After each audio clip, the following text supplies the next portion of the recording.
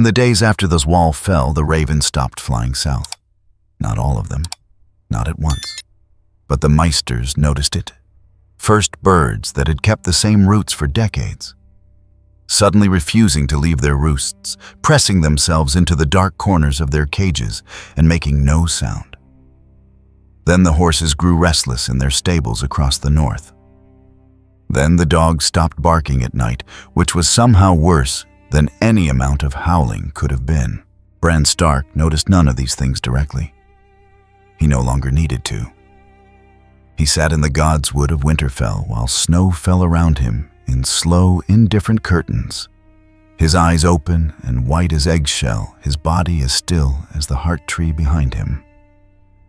Somewhere far above, a raven banked on a cold current and turned south. He rode its vision like water moving downhill.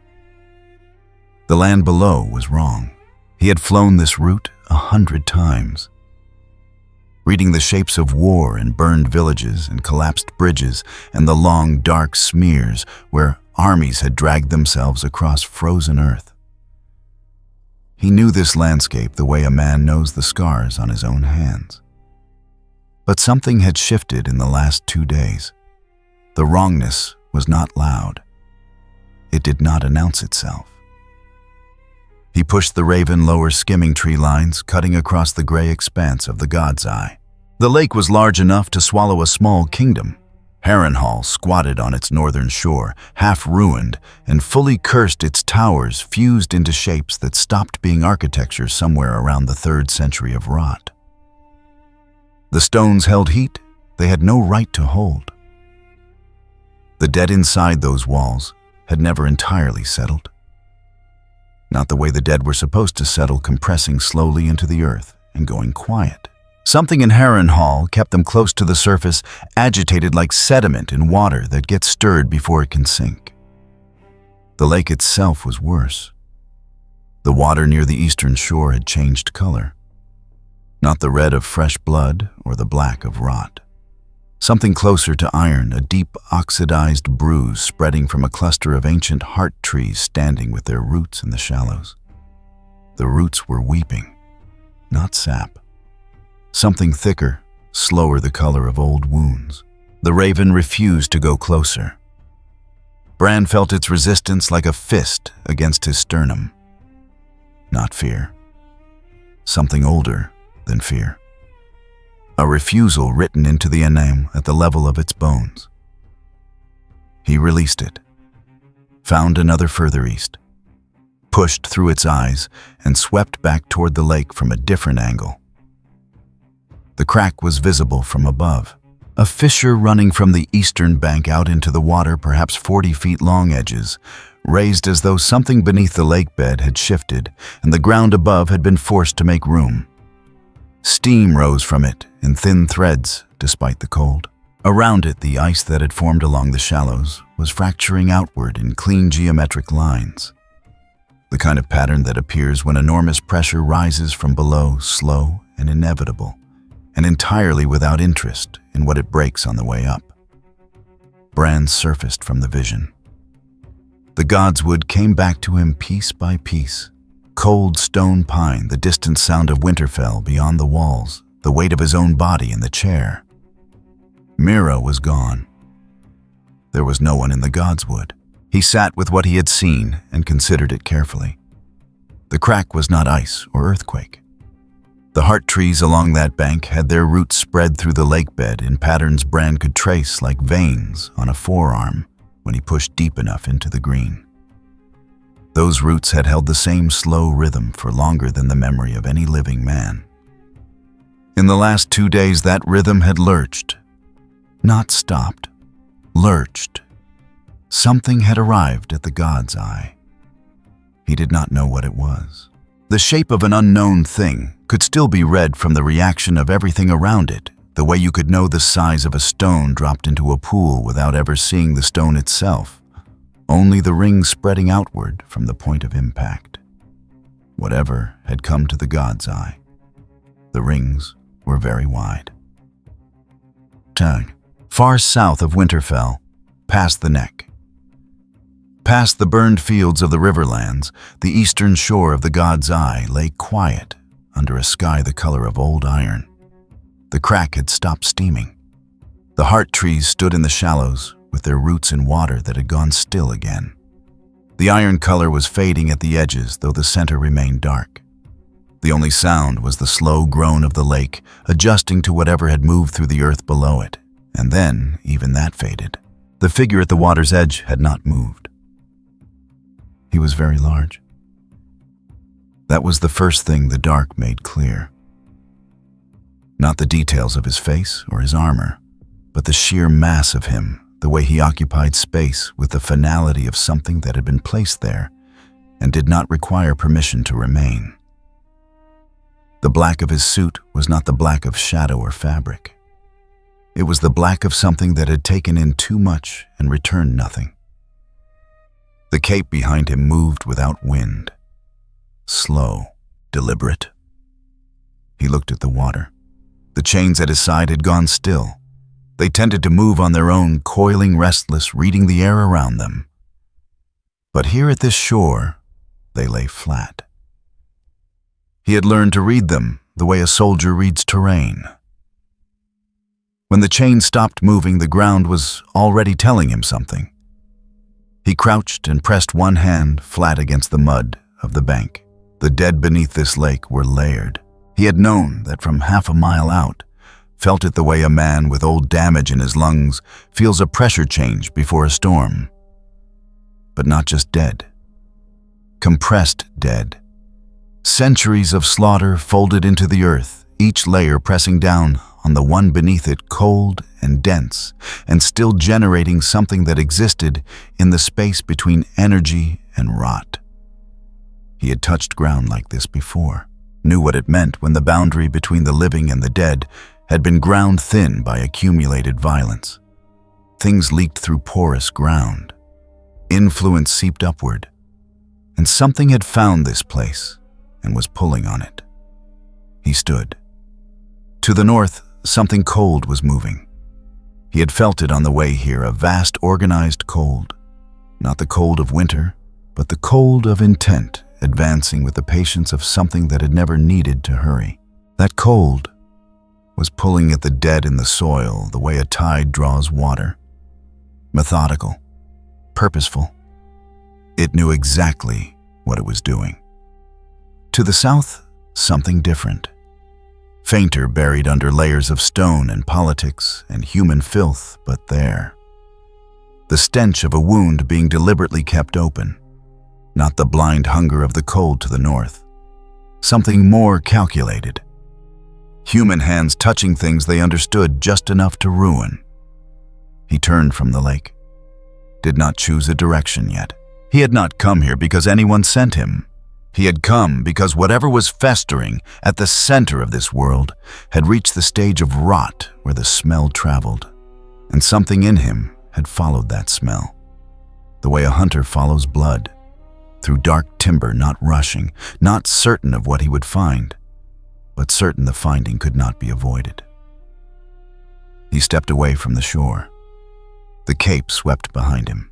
The chains remained quiet, reading the ground as he moved inland, away from the weeping roots and the iron-dark water and the accumulated weight of every war this land had ever swallowed without digesting. In the sky above Winterfell, a single raven circled and did not land. Bran Stark opened his eyes in the Godswood. For a moment his expression held something not quite alarm, not quite recognition. Something with no name he had yet assigned it. Then the careful distance settled back over his face like a mask that fit too well. He had watched kings die.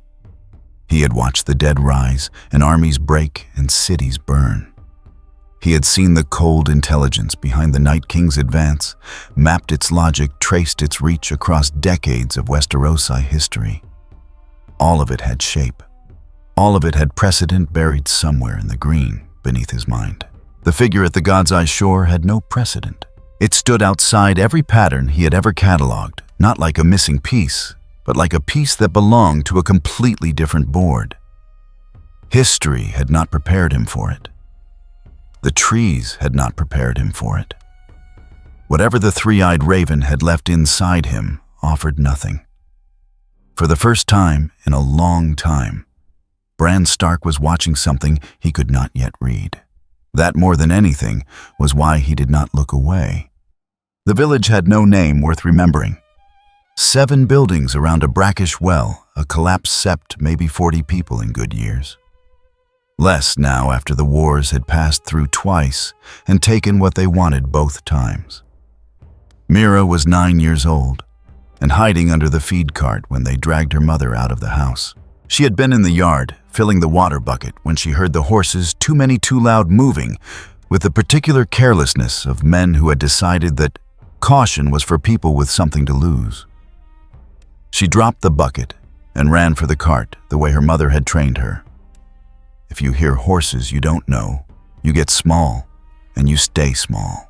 So she pressed herself into the mud beneath the axle and pulled her knees to her chest and watched through a gap in the planks while everything went wrong. There were 11 of them. They wore scraps of different houses, a Lannister pauldron on one, a Tully cloak on another, a Stark direwolf badge used as a belt buckle by a third, which meant nothing anymore and hadn't for a long time. They were the kind of men the wars produced in abundant soldiers, without armies loyal to no lord carrying their violence the way other men carry tools. The one in front had a brand on his cheek and a laugh that came too easily. Behind him, a boy who couldn't have been older than 15 held a torch with shaking hands and kept laughing anyway, the way young men laugh when they're frightened of what they're doing, and more frightened of showing it. They took the grain and the dried meat and 2 horses, and a girl who was 16 and screaming. They took Mara's mother by the arm when she came out shouting, and the branded man hit her hard enough that she went down and stayed down. Then he looked at the house with the expression of someone deciding how much trouble it was worth. "Burn it," he said. "We'll sleep by the light." Mira pressed her face into the mud and did not breathe. She heard the torches catch. She heard her mother make a sound that was not a word. She heard the 16-year-old girl stop screaming, which was its own kind of terrible. She kept her face in the mud and thought about nothing, because thinking led to sound, and sound led to death. Then she heard something else. It was not a loud sound. Given the fire and the horses and 11 armed men in a small yard, it should not have been audible at all. But it was a low, rhythmic clank metal, moving against metal, deliberate like a pendulum deciding to change direction. The laughing stopped. "The hell is that?" one of the men said. Mira opened her eyes and looked through the gap in the planks. He was standing at the edge of the yard where the fence met the tree line. She could not have said when he arrived there because there had been nothing at the tree line a moment ago.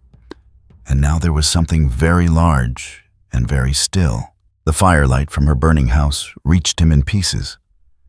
An enormous shoulder, the edge of a white skull mark against black, a sweep of dark material moving at his back without any wind to move it. The branded man recovered first. That was the thing about men like him. They had spent enough time being the most dangerous presence in any given situation that their first reaction to something they didn't understand was rage rather than retreat. "Kill it," he said. 4 arrows left 4 bows. Mira watched them strike. She watched what happened when they did. Nothing. He absorbed them the way stone absorbs rain, without acknowledgement, without stagger. One of the archers made a sound that wasn't a word. Then he moved. He crossed the yard in less time than it took the branded man to draw breath for his next order. The iron chain came first. It uncoiled from his side. Like something alive, links catching firelight as it whipped outward and took the nearest man around the throat mid-sentence. The man was yanked off his feet and backward, and when he hit the earth, he did not get up. He kept moving. He did not pause between targets the way fighters paused. He moved through the yard the way a tide moves through a doorway, filling every available space. each man's end arriving before the previous one had finished falling. The Tully cloak tried to run. He made it 6 steps before the chain caught his ankle and dropped him face first into the dirt. He clawed at the earth, trying to pull himself forward. 3 more inches, then a boot came down on the back of his knee, and that was the end of that. The one with the Stark badge tried to flank fast for a big man, driving a spear with both hands toward the exposed back. The spear connected. The dark material shifted to meet it, thickening at the point of impact, and the tip went nowhere.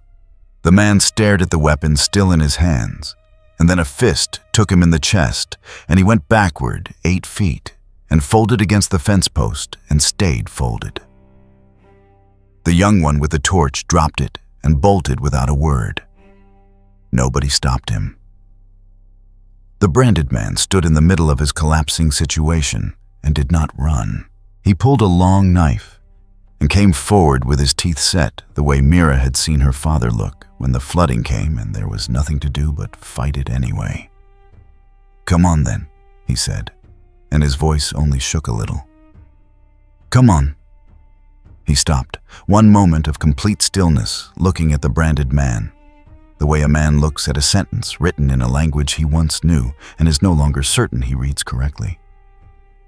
"You should have left," he said. His voice was low, rough, stripped of everything that wasn't weight.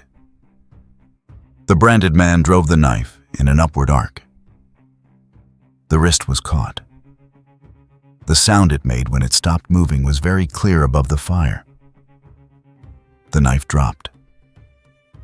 The branded man looked at his wrist and at the hand holding it, and for the first time the anger in his face gave way to something else entirely. "Please, Hoth." One motion. The branded man lay in the mud, breathing, staring up at smoke. 3 remained near the well, with the look of animals facing a fire, that stillness existing in the half-second before running starts. "Go," he said. They went. Over the fence, through the field, not looking back, and the sound of their boots faded into the dark, and then there was only the fire and the breathing of the broken men and Mira's own heartbeat hammering against the mud beneath her. She stayed under the cart. She watched him walk to where her mother lay and crouch beside her. He crouched beside the body of one of the men who had taken the chain's full force and had not gotten back up, not touching the man himself, but pressing 2 fingers into the soil next to him. Just the soil. And he stayed that way. By the firelight, Mira could finally see his face. She wished she'd looked somewhere else.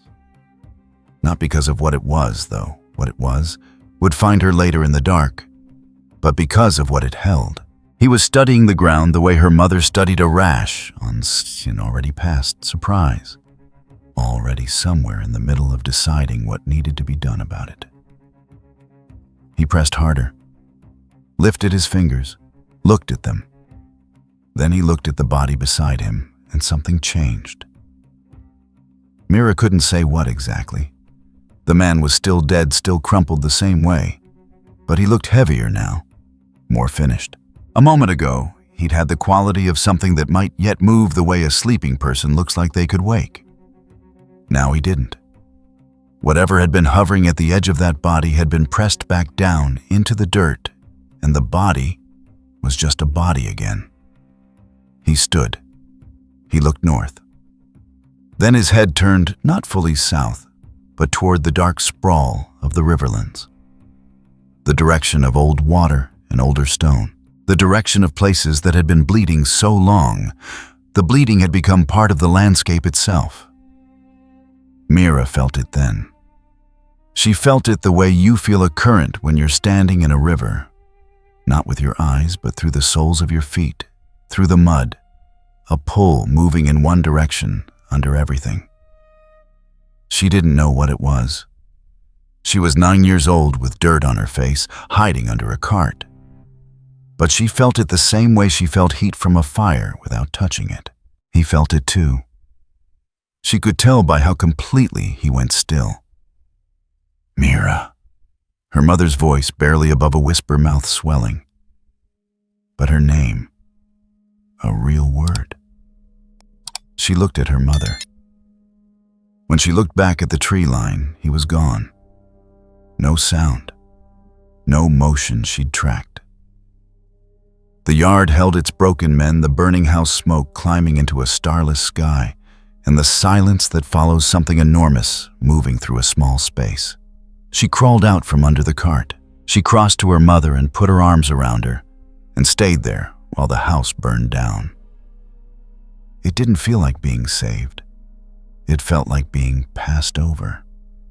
Like something had moved through this yard the way a storm moves through a field, not choosing the field, not caring about the field, just passing through on its way to somewhere the field couldn't follow.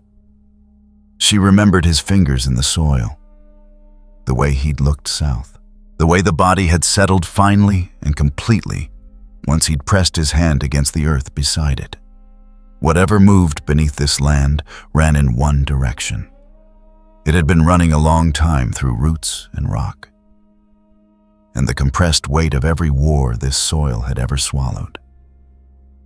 And now something had its fingers around the thread of it and was following it back to where it began. The fire burned lower. Frost crept back across the yard, somewhere past the fence. The impressions of heavy boots held their shape for a long moment in the frozen earth. Then the cold filled them in from the edges, methodical, patient, until the field showed nothing.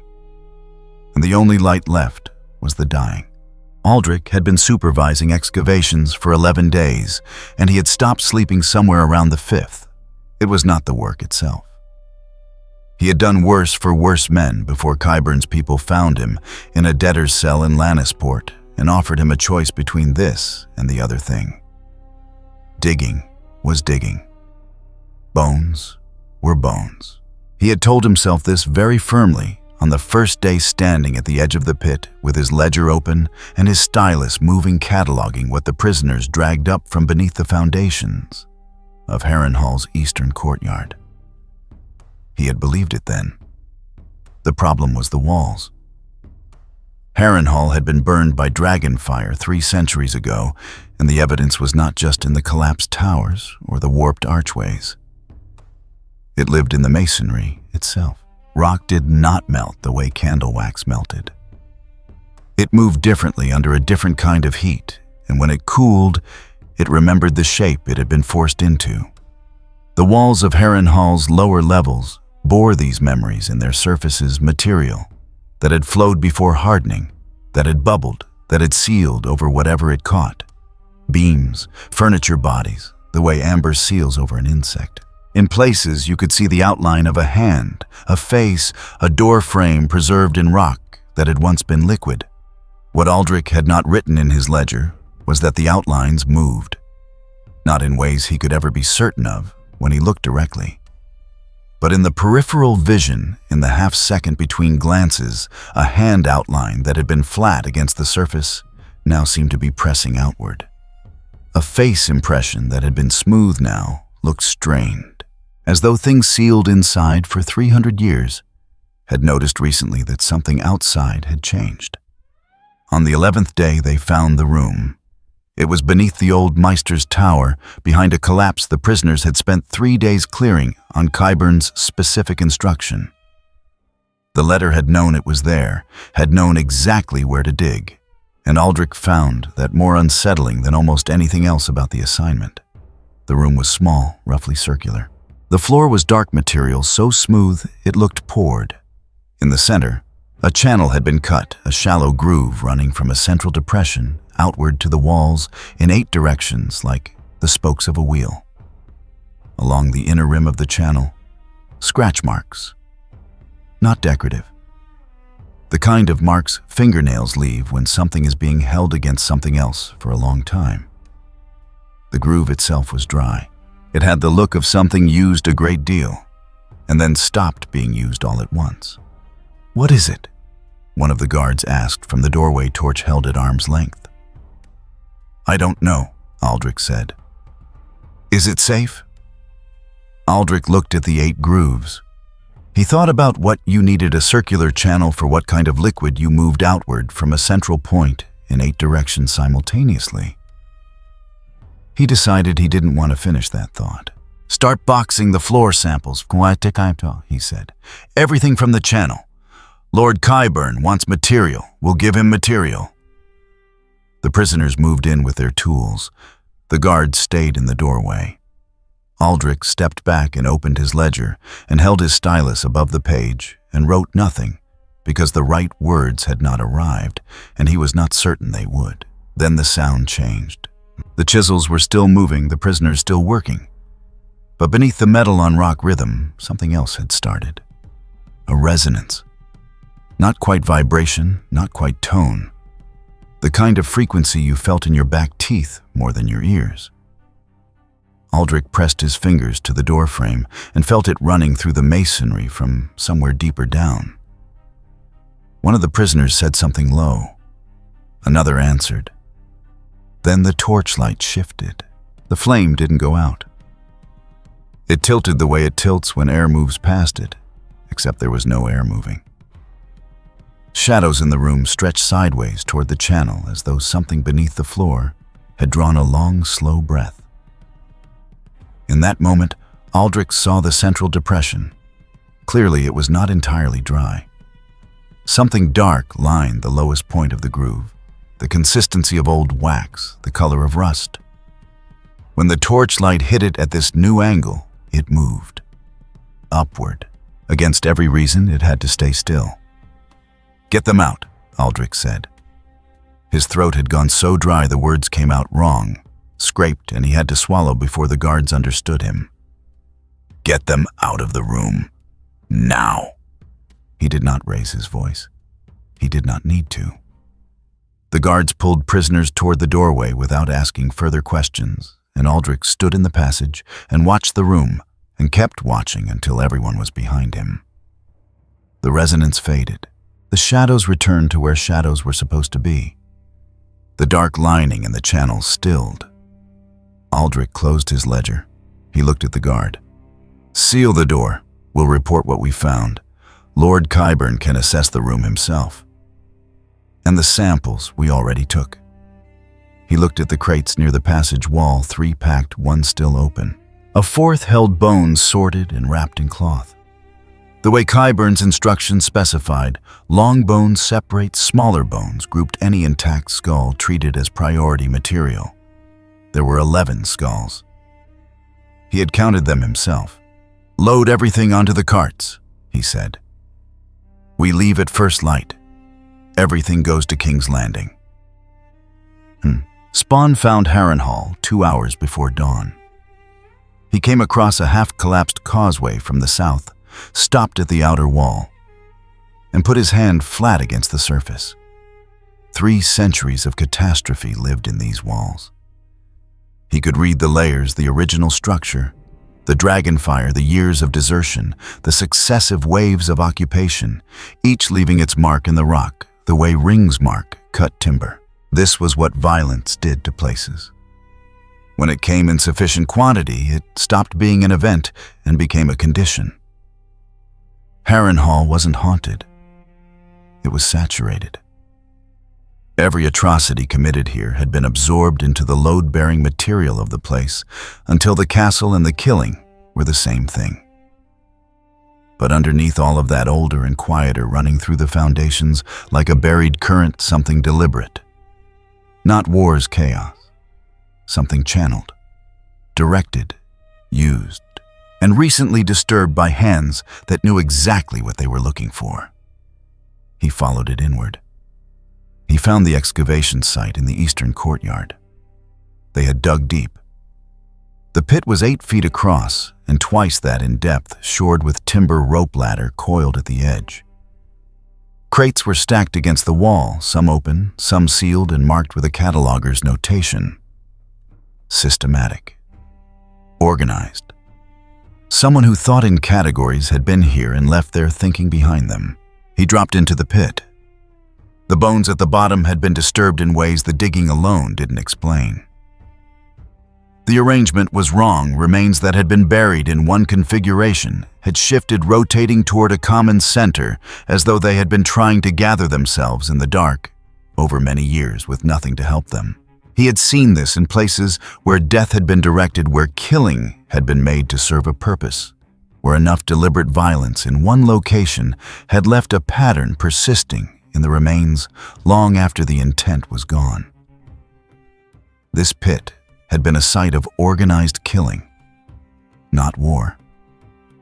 Something closer to ceremony, close enough that the bones no longer knew the difference. And now someone was boxing it up and sending it south. He came back up and looked at the crates. He lifted the lid of the nearest open, one stone fragment, soil samples labels, in small, neat handwriting. The next held bones wrapped, sorted by type. Clinical. The work of someone who found all this interesting rather than terrible. A ledger sat on top of the third crate. He opened it. Most of it was careful notation, dates, depths, measurements. But on the last written page, in different handwriting, smaller and faster and confident of its own intelligence, the channel configuration matches descriptions from the oldest Valyrian records I have accessed. Do not attempt to activate. Preserve all material. The potential applications are significant, and I will assess them personally upon your return. Q. He set the ledger down. Then he began returning the crates to the pit, one by one. He did not throw them. He lowered each one to the edge and tipped it over deliberately, the way you close a door you've looked through long enough. The stone fragments went first, the soil samples, the labels and careful records. The bones last, wrapped cloth and all, sliding back into the dark they'd been pulled from. When the bones hit the bottom, the pit exhaled. There was no other word for it. A shift in air pressure, a brief movement from below. Dust rising in a pattern that had nothing to do with the impact. The wrapped parcels settled in the low light, and then the pit was still again, and the stillness felt different from the stillness before. Heavier. More complete, as though the ground had been waiting for this and was now finally done waiting. He kept the page with Q's handwriting, folded it once, and put it away. Then he turned from the pit and walked toward the castle's southern gate, through corridors where the rock walls bore their sealed impressions in silence, past the long dead of Harrenhal, who had been disturbed, and were now, as much as anything in this place, could be let alone. Someone in King's Landing had known exactly where to dig, had sent precise instructions south to north, and waited for the material to come back. Had a vocabulary for categorizing death, an appetite for what accumulated in the foundations of ruined places, and the resources to extract it and bring it home. The southern road was waiting beyond the gate. Spawn walked out into the pre-dawn dark and did not look back. The first sign was the horses. Edric had been riding south for 2 hours when he crested a low ridge and found them 8 horses standing loose on the King's Road. No riders, no tack damage, nothing to explain why they had stopped. They were completely motionless, not grazing, not spooked. The kind of stillness Edric recognized from animals that had already made a decision and were simply waiting for their bodies to catch up with it. He had grown up around horses. He knew what it meant when they stopped trying. He looked past them to the road beyond. The column of refugees stretched for half a mile, carts, people on foot. Children being carried, a flock of sheep that had somehow attached itself to the back of the procession and was now as lost as everyone else. They were moving south, away from whatever was moving behind them, and they were not moving fast enough. The column was compressing at the rear. People walking faster, then running into the people ahead of them. A human accordion folding in on itself. He wheeled his horse south and rode hard, and he did not look back until the screaming started. John had the column in sight from the eastern ridge when the rear broke apart. He had arrived at the King's Road with 40 riders following a scout's message. Refugees report dead moving south from Moat Cailin, large numbers fast. He had heard variants of this 11 times in 3 weeks. He had stopped expecting the numbers to be exaggerated. "How many?" he said to the rider beside him. Edric counted at least 200 whites before he rode. And a walker. Maybe more than one. And John looked at the column below. Maybe 1,000 people. 200 whites could cut through that in under 10 minutes. But whites were not what worried him. Whites were a problem you could solve with fire and Valyrian steel and enough swords. White walkers moved to positions. They chose locations. That was the part he hadn't been able to explain to anyone who hadn't seen it. "Move everyone off the road," he said. "Trees on the left, riders on me." He took his 40 down the ridge at a gallop. The rear of the column had fully collapsed by the time they reached it. People ran in every direction. Carts overturned a woman dragging 2 children through ankle-deep mud that was getting deeper as the temperature dropped. A cart horse had gone down across the road, and 3 people were trapped behind it. An old man sat in the middle of the chaos with his hands on his knees. Not running, simply watching what was coming toward him with the expression of someone who had decided this was far enough. John's riders hit the flanks of the white line and drove in hard. The Risen came like they always came, fast. Past pain, past hesitation, with the particular horror of watching things that had once been people move with absolute indifference to what they were doing. They had been farmers and soldiers and travelers, and now they were none of those things. They were process. They were the road's own dead walking back the way they had come. John cut through 2 with Longclaw and wheeled and cut again, and kept moving because stopping was dying. Around him, his riders did the same loud, brutal, necessary work. The old man in the road was pulled up by one of John's people and half-dragged toward the trees. The trapped figures behind the fallen cart got free. The children were in the trees already. It was not going well. Not badly, but not well. The corpses kept coming, and behind the front line, John could see the problem clearly. They were not attacking in a single mass. They were spreading laterally, pushing the column's flanks, trying to surround rather than simply charge. Someone was directing this. He looked for the walker. He found it on the eastern shoulder of the road, standing at the edge of an old burial mound that the King's Road curved around because roads in Westeros went around burial mounds the way they went around rivers. They were facts of the landscape. The walker had its crystal lance planted in the crown of the mound, one hand on the shaft, and the ground around the mound's base was doing something John had not seen before.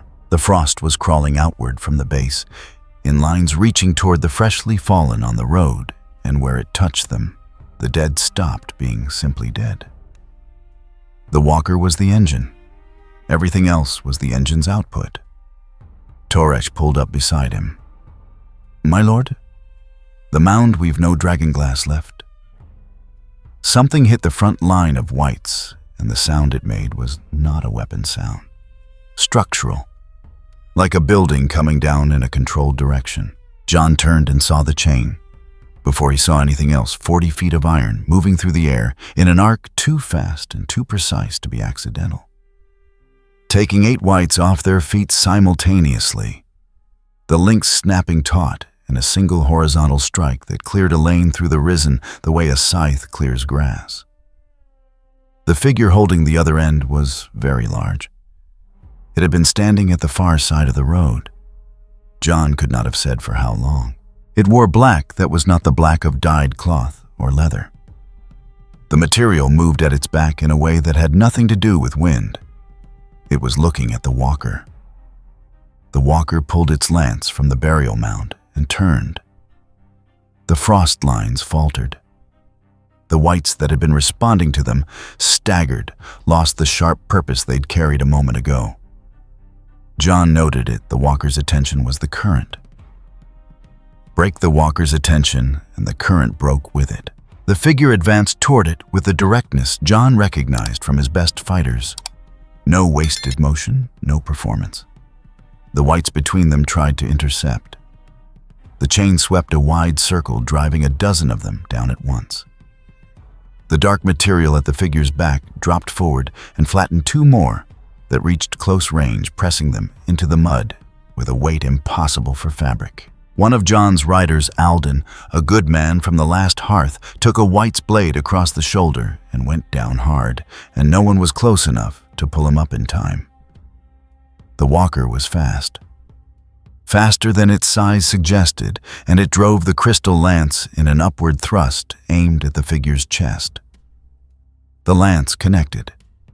Jon saw it connect. He saw the figure absorb the impact and step into it rather than away, closing distance instead of creating it, and one hand came up and caught the lance behind the crystal tip and held it. The walker pushed. The figure held. Then the figure's other fist hit the walker in the torso. The sound was wrong. Not flesh on armor. Something closer to ice under sudden enormous pressure, a crack that spread outward from the point of impact, a fracture pattern running through the walker's structure, visible for a moment like a map drawn in glass. The burial mound exhaled. There was no better word for it. A sudden release of pressure from the earth, the frost lines collapsing inward toward the mound's base before vanishing entirely. Along the road, whites that had been mid-step simply dropped. Not staggered. Dropped. Like cut strings all at once. The sound of them hitting the ground, a brief ugly clatter that ran down the line and then stopped. The walker was gone. What remained on the road was not worth describing. Jon moved his horse forward, carefully.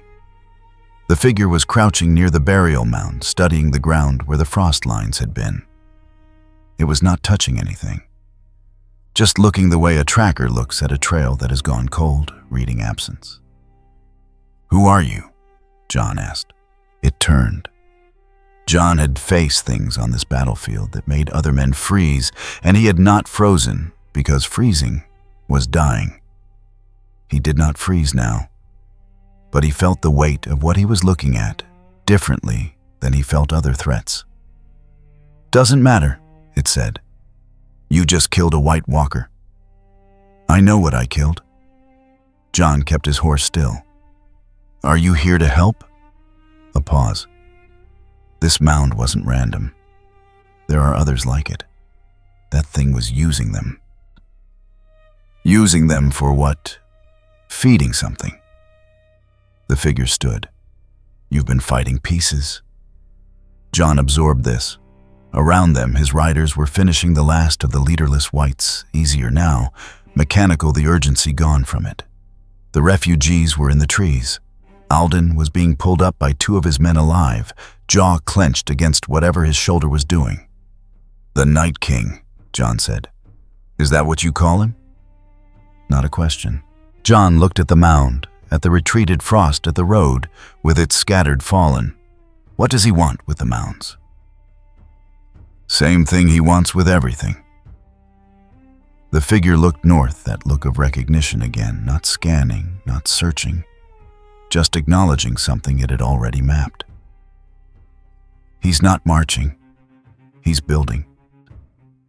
Then it turned south and moved past the collapsed walker through the thinning line of whites with a consistency of direction that made the remaining corpses part around it.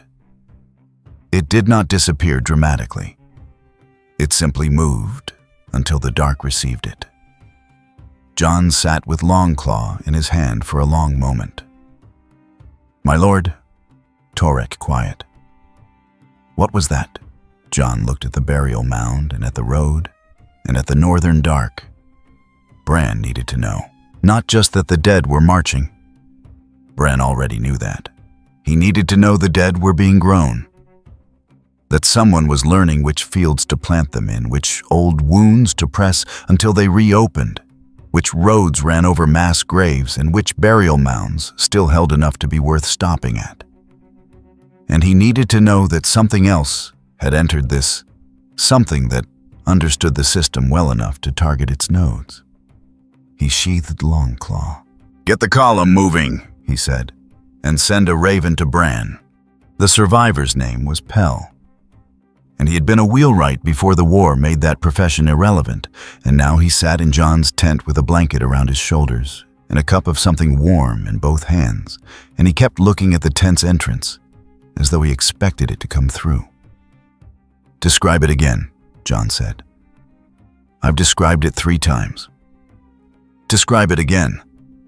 Pell looked into his cup. He was maybe 50, with the kind of face that had been weathered before the war and was simply more so now. His hands were steady. John noted that. Men who had seen combat went one of 2 ways: they shook or they went very still. Pell had gone still. "It came out of the dark at the east side of the road," Pell said. "Big, very big. Black, not like a cloak, like a thing. The chain was what I heard first, that sound." He paused. "The whites went down. The walker, the blue-eyed one, it went for the black thing. They hit. I've seen men hit each other. I've seen a horse kick a man. This wasn't that. When the walker came apart, the ground felt it through my boots. Like whatever was in the ground let go. And then it stood there a moment, looked at where the blue-eyed one had been. Then it looked that way." He gestured vaguely with his cup, southward. "It didn't look at us, not once. Not like we were threats, not like we were worth saving. Like we weren't—" He stopped, started again. "Like we were weather, a thing it had walked through to get somewhere else." John was quiet for a moment. Outside the tent, the sounds of the camp going about its recovery. The wounded, the horses, the particular exhaustion that followed a battle where the outcome had been decided by a force nobody had a name for. "Thank you," John said. "Get some sleep." After Pell left, John sat alone with a tent's single lamp and the map pinned to the camp table. The King's Road ran north to south like a scar. He found the position where the fight had been found, the burial mound Edric had marked in his report, and looked at the surrounding area. 3 more mounds within a day's ride. 2 old battlefields. A village that, according to the chart, had been abandoned after a massacre 30 years ago. He found a charcoal stick and circled all of them. Then he sat back and looked at what he'd drawn. It looked like a net, or the beginning of one. "Send a raven to Bran," he had said, and a raven had been sent. He had not yet decided what to say when Bran replied. He was not sure he had the right words for what he'd witnessed. Not because it was beyond language. John had described hard things before, but because the entity he'd seen on the King's Road occupied a category his language had no existing home for. Not an ally, not an enemy, not a force of nature, though it moved like one. A third thing. A thing that had looked at the burial mound with the expression, if it had expressions, of a man who had seen exactly this kind of wound before and was finished being surprised by it. In Winterfell's Godswood, the heart tree had been bleeding since the previous night. Not sap. Something thinner, faster, the color of iron in low light. It ran from the carved face down the trunk in 2 thin lines and pooled at the base, where the roots split into the ground. The ravens that usually roosted in the surrounding weirwoods had relocated to the castle walls. None would come near the tree. Bran sat before it with his eyes white and his hands flat on the chair's arms, and his attention somewhere far from his own body. He was following the lines. Not the lines of sap on the tree, the lines he had been mapping for 6 days through the green, the vast, slow memory of the weirwood network stretching beneath Westeros like a second nervous system, older and quieter than anything built above it. He had been using it to track the advance from the north, watching the cold intelligence of the Night King's campaign spread southward node by node. He knew those patterns well enough by now to anticipate them. What he had not anticipated was the countercurrent. It had started at the God's Eye, a disturbance he had noticed, and filed without fully reading, too localized and too strange to fit cleanly into any framework he had been using. Then the King's Road mound. Then 3 days ago, Harrenhal, a shift in the estate's deep roots, a settling as though what had been pressed upward had been returned to its proper depth. He had looked at Harrenhal more closely after that, and found traces of very old tampering human-scale interference with the land's deep structure, the kind of damage you caused when you understood just enough to be dangerous. And now he could see where the tampering originated. He pulled his attention along the weirwood lines toward King's Landing, and what he found there was not a node or a network point. It was a drain. A slow, deliberate extraction point drawing on material from Harrenhal, and from the mass graves along the road, and from older sites he hadn't finished mapping, pulling everything toward a single destination. He surfaced slowly. The god's wood came back cold quiet, the iron smell from the tree. The figure at the god's eye shore had not appeared in his green sight again, but its effects were accumulating in the record. The trees kept every place it had been. Every piece of its passage that the roots had registered left a signature unlike anything else in the network. Not the cold logic of the Night King's expansion. Not the frantic human-scale extraction of whoever was working out of King's Landing. A scalpel moving through tissue, precise, oriented toward a destination Bran had not yet fully mapped. He reached for the nearest raven. There were things Jon needed to know, and other things Jon did not yet have the context to use. The hard part of knowing too much was deciding what the person you were speaking to could actually act on. He settled on 3 things: the extraction point in King's Landing, the intensifying activity at God's Eye, and one instruction: stay away from the figure on the King's Road if Jon encountered it again. Not because it was hostile to him, but because it was operating on a logic that had very little tolerance for people standing in its path. And the report reached King's Landing in the form of 3 different accounts from 3 different sources, which was how Cersei preferred her intelligence: triangulated, cross-referenced, never relying on a single narrator who might have reasons to shape what they said. She read all 3 in her solar with Qyburn standing at her left, which was where she kept people she trusted to be useful. The accounts agreed on the broad points: a large black figure armored in a way that was not armor carrying a chain had engaged a contingent of whites and one of the blue-eyed commanders on the King's Road. The whites had been destroyed. The commander had been destroyed. The figure had spoken briefly with Jon Snow, and then left heading in the direction of the capital. Heading here. A weapon, she said. Someone's weapon. Possibly, Qyburn said. Stark's, or the Dragon Queen's. Neither has demonstrated the capacity to produce anything like this. The descriptions are... He paused, which was unusual for him. Inconsistent with existing records. I have been reviewing what I have. There are references in very old texts to entities that serve as instruments of supernatural punishment, bound by complex agreements to higher powers operating with significant autonomy. But the details vary considerably, and I would not want to... Could it be controlled? Qyburn was quiet for a moment. Outside the window, King's Landing went about its afternoon trade argument, the distant hammer of construction on the harbor fortifications. I don't know, he said. I would need to study it. The chain alone, the material properties described by the witnesses, suggest a composition that doesn't behave as standard metal, and the effect on the walker's structure if the account is accurate. He stopped himself. It would be extraordinary to examine. Cersei looked at him. You want to capture it. I want to understand it. Capture would be a secondary concern. She set the reports down on the table, aligned them with the edge as she always did when she was thinking. An entity traveling toward the city. Not toward an army or a castle or a throne. Just in that direction, with the kind of directness that suggested it knew exactly what it was looking for. which meant either someone was directing it, or it had its own purposes. Entities with their own purposes were more dangerous than armies. Armies had needs, food, morale, supply lines. They had commanders who made mistakes. An entity with its own purposes had none of those vulnerabilities. "Prepare the scorpions," she said.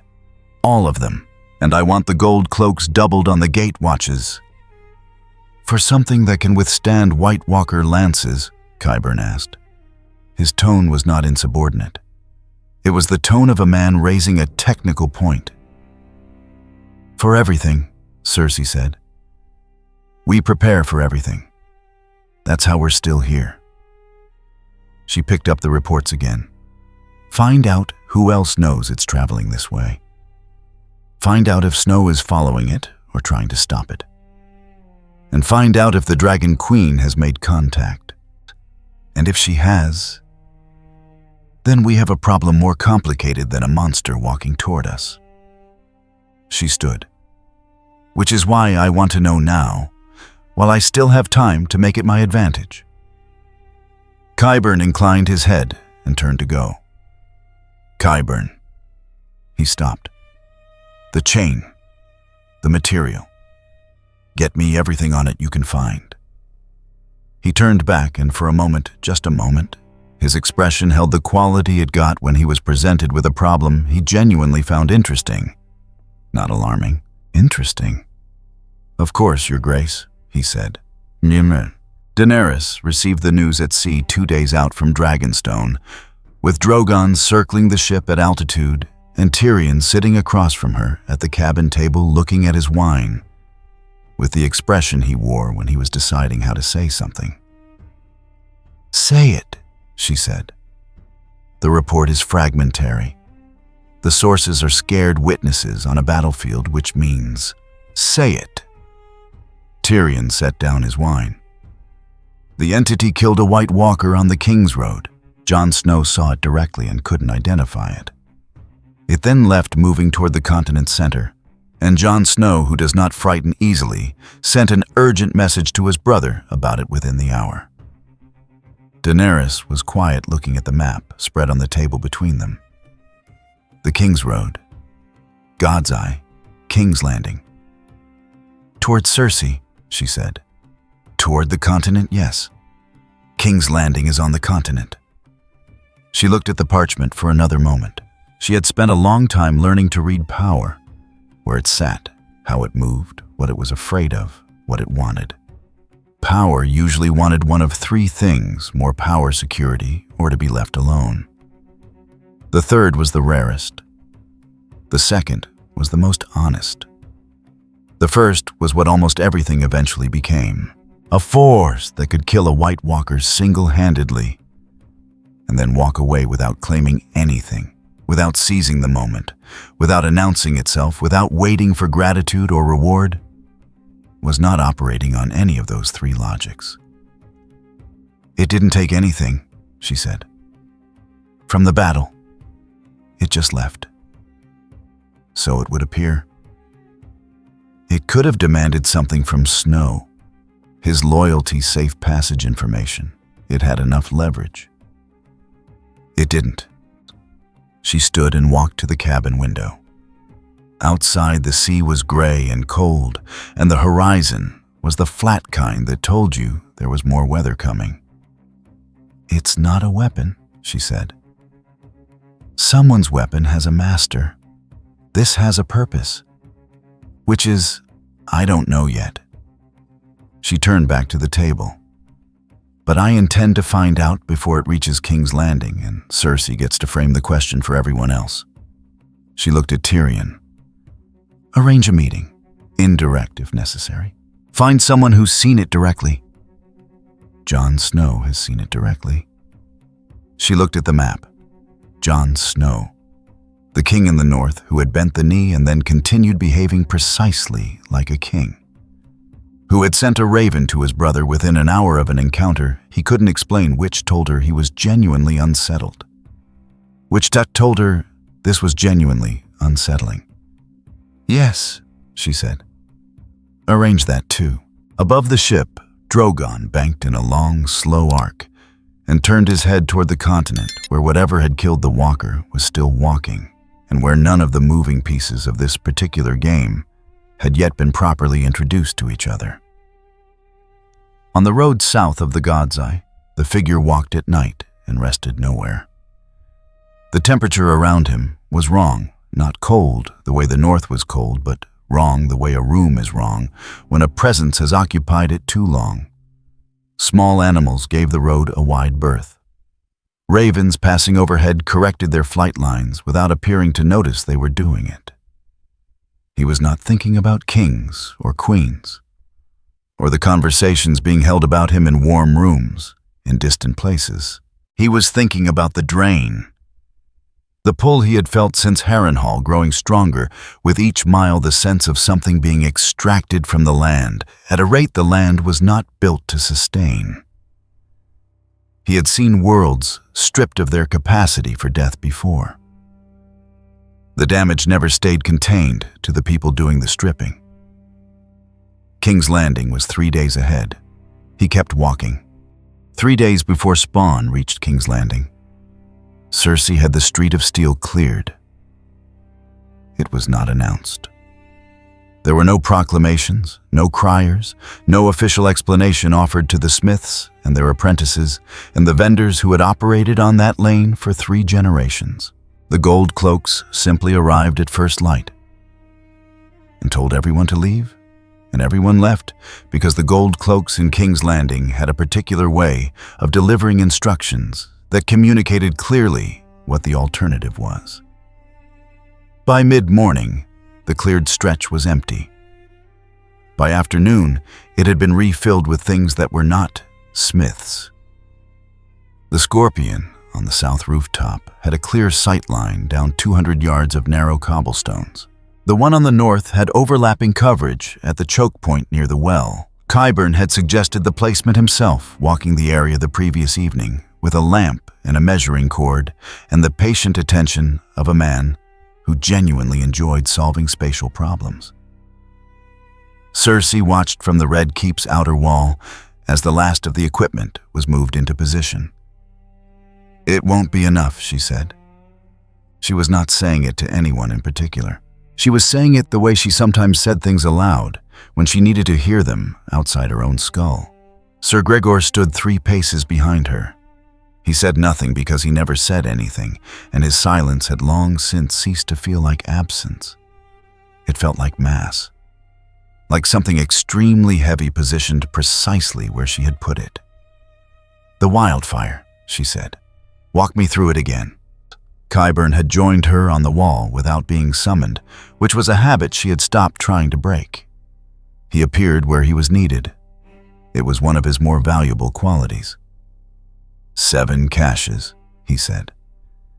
None large enough to threaten the surrounding structures if triggered individually. Positioned at the intersections, I showed you here, here, and here.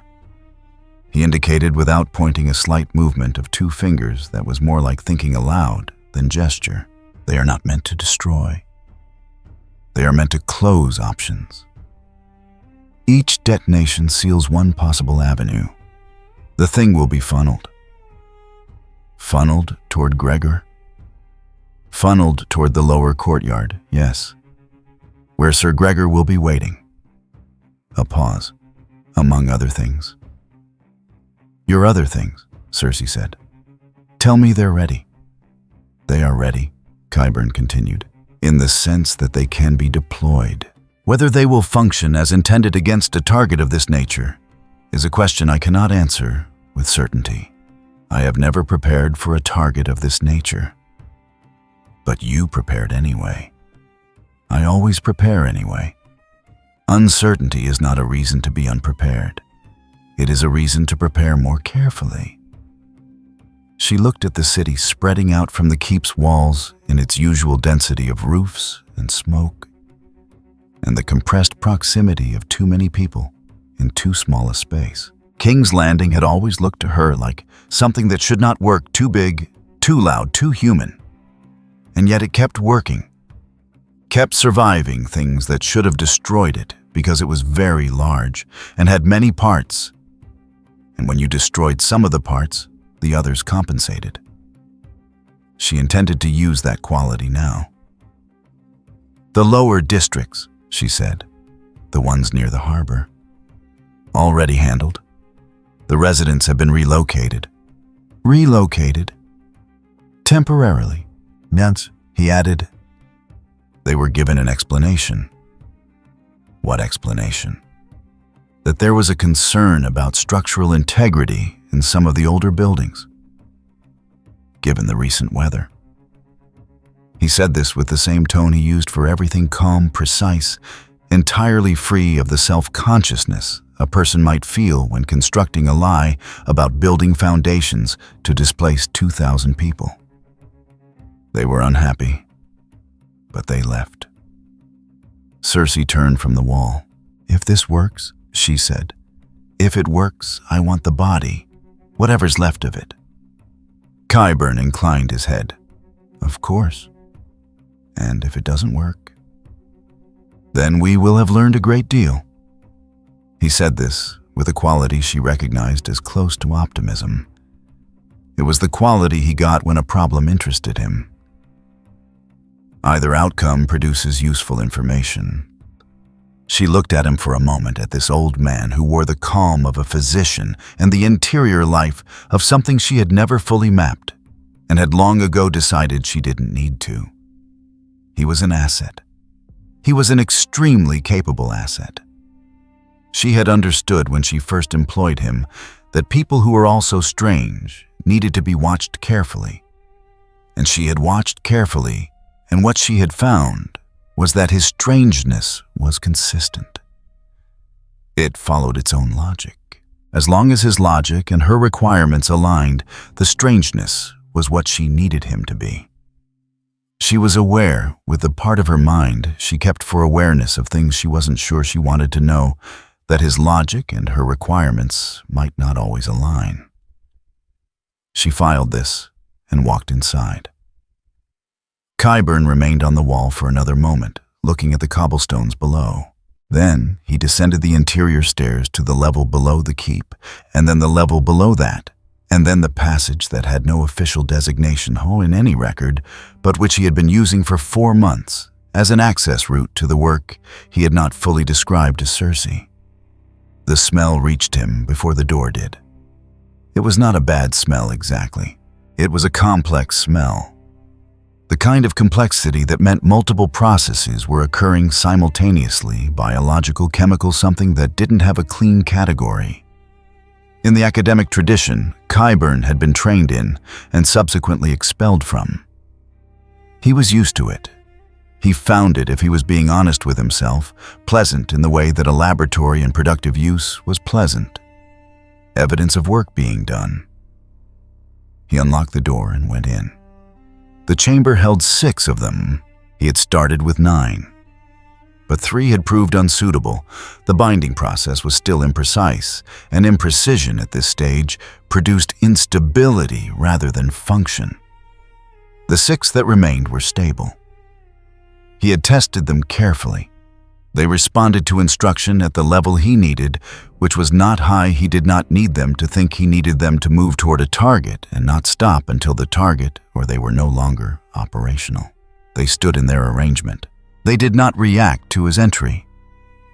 This was correct. They were not meant to react to him. He walked among them, checking. He pressed 2 fingers against the sternum of the one on the far left and felt the response through his fingertips, not warmth, not the rhythm of a living body, but a different kind of persistence, a refusal to be simply inert. It was the quality he had been trying to isolate and amplify for 3 years, and he had finally managed it, and he was genuinely proud of this in the way that a craftsman is proud of a piece of work that does what it is supposed to do. He made a note in his ledger. He adjusted the binding on the second one's left arm, which had been showing a tendency to hang at an angle that would impede mobility in close quarters. He checked the third for the joint issue he had documented 2 days ago and found it had resolved. Which was interesting. He had not intervened, which meant the binding process had compensated on its own, which was a development worth recording carefully. He was recording it when one of the six turned its head, not toward him, toward the wall. The wall that faced, if he calculated the orientation correctly, generally southwest, toward the city's outer edge. Qyburn stopped writing. He watched. The head did not move again. The body remained still. But the orientation had changed slightly, and it had changed without instruction. And things that responded to instruction were not supposed to do things without instruction. He made a second note. He underlined it twice. Then he closed the ledger and left and locked the door behind him and stood in the passage for a moment, with his hands still on the lock, thinking about orientation and distance and what precisely might cause a body that had no senses in any conventional understanding to turn its head toward a wall. He thought about the descriptions and the witness accounts, the chain, the material that wasn't fabric and wasn't armor, the effect on the walker's structure when it had been struck. He thought about what kind of presence might be detectable by something that had been dead long enough that its surviving structures were operating on principles that had nothing to do with living biology. He walked back upstairs with his ledger under his arm and his expression the same as it always was, calm, attentive, mildly interested in whatever came next. He did not mention the turned head to Cersei. He filed it in the category of information he was still processing, which was a category he maintained carefully and never discussed until the processing was complete. In her chamber, Cersei sat at her table with a cup of wine she was not drinking and a city outside her window that was holding its breath. The gold cloaks were doubled on every gate. The scorpions were set. The wildfire was placed. Sir Gregor was in position in the lower courtyard, standing in the dark without a torch, which was how he preferred to wait because he had long since stopped needing light to function. Everything was in place. She did not feel the certainty she usually felt when everything was in place. She put this aside.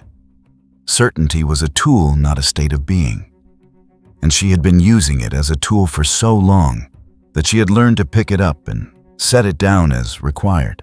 She picked it up now and held it and looked at her city and thought about the thing that was walking toward it. It had not come for a throne. It had not come for gold. It had not come because anyone had invited it or insulted it or given it a reason she could work with. In her experience, everything came for a reason she could work with, because everything wanted something, and wanting made you legible, and legible things could be handled. The thing walking toward her city wanted something she hadn't identified yet. She drank some of the wine. Outside the keep's southern wall near the harbor district that had been quietly emptied, a boy of perhaps 12, who had hidden in a cooperage instead of leaving with the others, pressed his face to a gap in the boards and watched the lane below. The lane had been empty for 2 days. In 2 days, the only things he had seen move were a gold-cloaked patrol and a cat. Now, there was a third thing. It came from the direction of the city gate, moving with the unhurried certainty of something that did not need to rush, because nothing it had encountered so far had given it reason to. It was very large. Its shadow under the harbor district's few remaining lamps was larger than its body should have produced, as though the shadow were a separate thing that had decided to be more honest about its dimensions. It stopped in the middle of the empty lane. It was still for a long moment. Then it turned its head toward the cooperage where the boy was hiding. And the boy stopped breathing, and the two of them stayed like that in the emptied quarter, while the city held everything it was holding and waited. The figure turned away. It looked instead at the ground beneath its feet, then at the walls around it, then up at the rooftops where the scorpions were positioned. It stood there for another moment, Then it walked forward deeper into the arrangement that had been constructed specifically for it, and the city closed around it the way a hand closes, and the boy in the cooperage stayed very still and did not make a sound. And the night held everything in place and waited for what came next. Sir Harwick had served in the Gold Cloaks for 19 years, and he knew what an ambush felt like from the inside. He had been in 6 of them 3 times, as the ambusher 3 times as the ambushed. And the feeling was always the same regardless of which side you were on, a specific quality of silence, the kind that meant everyone in earshot had agreed without discussion to stop making noise. The Street of Steel had that quality now. He stood at the northern choke point with 11 men and a scorpion. They had spent 2 hours positioning on the rooftop above him, and he watched the far end of the empty lane and did not move. Beside him, Aldris kept his hand on the scorpion's release mechanism and kept his eyes forward and did not ask the question he had been not asking for the past hour, which was, what exactly are we waiting for? The answer had come down from Qyburn's office in the form of a written description and a verbal briefing that Harwick had made the briefing officer repeat twice because the first time he thought he had misheard. Large, black, armored in a way that is not standard armor, carries a chain, has demonstrated the ability to destroy White Walker commanders in single engagement. Do not attempt individual combat. Maintain the formation. Use the scorpion at first clear opportunity. Fall back to the fallback point if the primary fails. Harwick had 19 years in the Gold Cloaks. He had served under 3 different hands of the king and 2 different queens. He had developed over those years a very reliable instinct for when an order was going to get him killed, and that instinct was currently making a great deal of noise. He kept his hand on his sword and his eyes on the far end of the lane and said nothing. The first sign was a sound from the backup choke point 3 blocks south, not the scorpion releasing, not swords, but a brief human noise that started as a shout and became something else very quickly, and then stopped. Harwick turned his head toward it and then back to the lane, because stopping meant dying, and he had decided a long time ago to keep choosing the other thing. "Contact south," Aldris said. I heard it. Then it came around the corner. It filled the lane differently than a person fills a lane. Harwick had encountered large men before men who took up space, who had to angle through doorways whose size made other people adjust without realizing they were doing it. This was not that. This was something that occupied space with a finality that had nothing to do with physical dimensions. The black material at its back spread wide as it moved, reaching the sides of the lane without quite touching the stonework the way a shadow reaches without touching. "Release Harwick, Harwick said. The scorpion fired.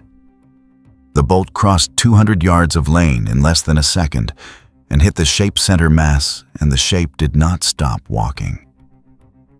The black material had thickened at the point of impact, and the bolt had not gone through.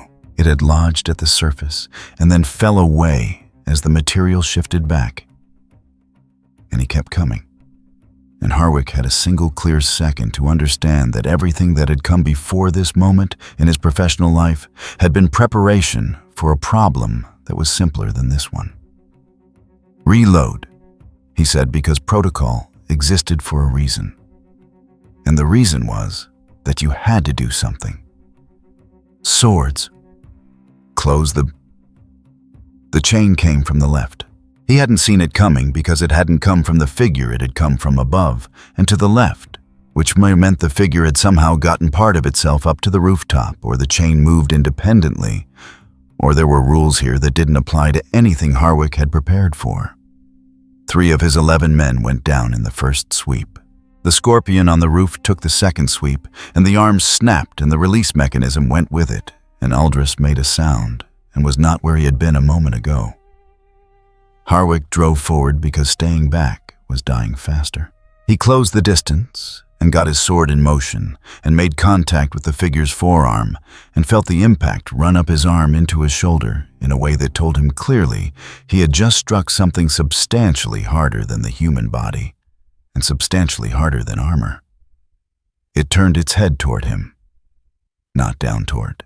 The face was masked white markings on black, and the expression it carried was the expression of a man who has looked up from a document he was reading to find someone standing in his doorway and is waiting to see if the intrusion is worth his time. Then a hand closed on Harwick's sword arm, and he was lifted off his feet. He did not die. He was set down hard against the right side stonework, hard enough that the air left him. And the world went briefly gray, and then he was on the ground, with his back against the wall, and the shape was already past him and moving deeper into the quarter. He sat there for a moment and breathed. Around him, 4 of his 11 were still on their feet. The Scorpion was destroyed. The backup formation south was not responding. From somewhere deeper in the arranged streets, he could hear the wildfire activating a low sequential percussion. 3 detonations that were not the catastrophic roar of a full cache, but the precise, controlled sound of a limited charge designed to close a route designed to funnel. Good, he thought, which was not rational, but was honest. Go do your job. Get it away from us. From 2 blocks east, another sound, not combat, not explosion. Something that shouldn't be ambulatory, moving with the particular wrongness of limbs that had been reattached by someone who understood mechanics, but not biology. He had been briefed about this too. He had pushed it to a secondary part of his attention because there was only so much the primary part could hold. He was apparently going to need the secondary part now. He got to his feet. He found 2 of his remaining 4 men. He pointed south away from that sound, and they went. He did not look back. He had decided he was done looking at things he didn't have a category for tonight. From a window in the Red Keep's western face, Cersei watched the wildfire plumes rise from the harbor district. 3 of them, spaced as Qyburn had described, controlled burns that lit the rooftops, orange for 20 seconds and then subsided. Funneling. The plan working as intended. She kept her hands flat on the windowsill, and her face arranged in the expression she wore when she was watching something perform below expectation, while reserving judgment on whether it had failed entirely. "The first Scorpion is gone," said the messenger who had arrived 2 minutes ago and had not yet been dismissed. "I heard the second one is still operational." "The second, there's some difficulty with the second. The crew report that they're..." The messenger stopped. Started again. "The crew on the second Scorpion reports that the target moved off their sightline. They haven't reacquired." Cersei absorbed this. "The experimental units. Deployed. 2 of them are engaging my lady. The third..." Another pause. "The third appears to be moving in the wrong direction." She turned from the window. "The wrong direction?" "Toward the docks, my lady, away from the target." She held the messenger's gaze for long enough that the messenger understood. Silence was an instruction to continue providing information, not an invitation to stop. "It went past the secondary release point," the messenger said. "Qyburn's people are trying to redirect it. They believe they can..." "Where is Lord Qyburn?" "In the lower passages, my lady. He asked not to be interrupted unless..." "Find him," Cersei said. "Now." The messenger left. She turned back to the window. The wildfire plumes had died. The harbor district was dark again. Somewhere in those streets, in the arrangement she and Qyburn had constructed across 4 days of careful work, the thing they had prepared for was moving. And at least one of the tools Qyburn had built to stop it was moving in the wrong direction entirely. She thought about the conversation on the wall. "I always prepare anyway." She thought about the expression on his face when she had asked about capture versus killing. She thought about the detail he had provided about the chain's material properties when she had not asked about material properties. She thought about the word he had used, extraordinary. The third experimental unit was heading toward the docks, not because it had malfunctioned in any simple sense, because something had redirected it. She looked at the harbor district and thought about that. 3 levels beneath the keep's inhabited floors and the passages that had no designation. In any record, Spawn stopped walking. He stood in a junction of 4 low tunnels, each leading in a different direction, each carrying the same compound of old stone and older damage, the residue of a city built on swamp and clay and centuries of human occupation. He had followed the funneling streets as far as they wanted to take him, and then had not followed them further because he was not interested in going where the streets wanted him to go. The death pool was here. Dense, layered pooling at this depth, the way cold air pools in a valley, not dispersing, not moving, just accumulating, pressed down by the weight of everything above. He recognized the quality of it. Harrenhal had felt similar at the deepest excavation point. But that place had been passive centuries of killing compressed into geology. This was different. This had been worked, shaped. Material had been brought here from other sites, integrated with what was already present, fed into a process that was still ongoing. Someone had been building something down here, not a weapon in any conventional sense. Something that used the dead as a substrate, the way a builder uses stone or timber, raw material, for a structure that was not yet finished. He looked at the 4 tunnel mouths. Then he chose the one where the pull ran strongest, where the accumulated dark energy moved sluggishly inward instead of dispersing outward, the one that carried a trace. He recognized specifically Harrenhal, the channel room, the 8-spoked groove, the residue that had moved upward against gravity before he had pressed it back down. Whatever had been in that room had been brought here, and it was being used. He walked into the tunnel. Above him, the city of King's Landing went about the business of understanding that the thing it had invited in through its gates had stopped playing the game it had prepared for and was playing a different one entirely. Maester Valen had not slept in 30 hours, and he had stopped expecting to.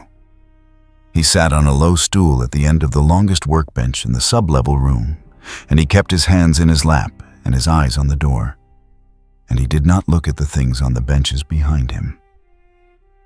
He had made this decision 4 hours ago, when the sounds from the street level had started, and he had held to it. Lord Qyburn had given him specific instructions.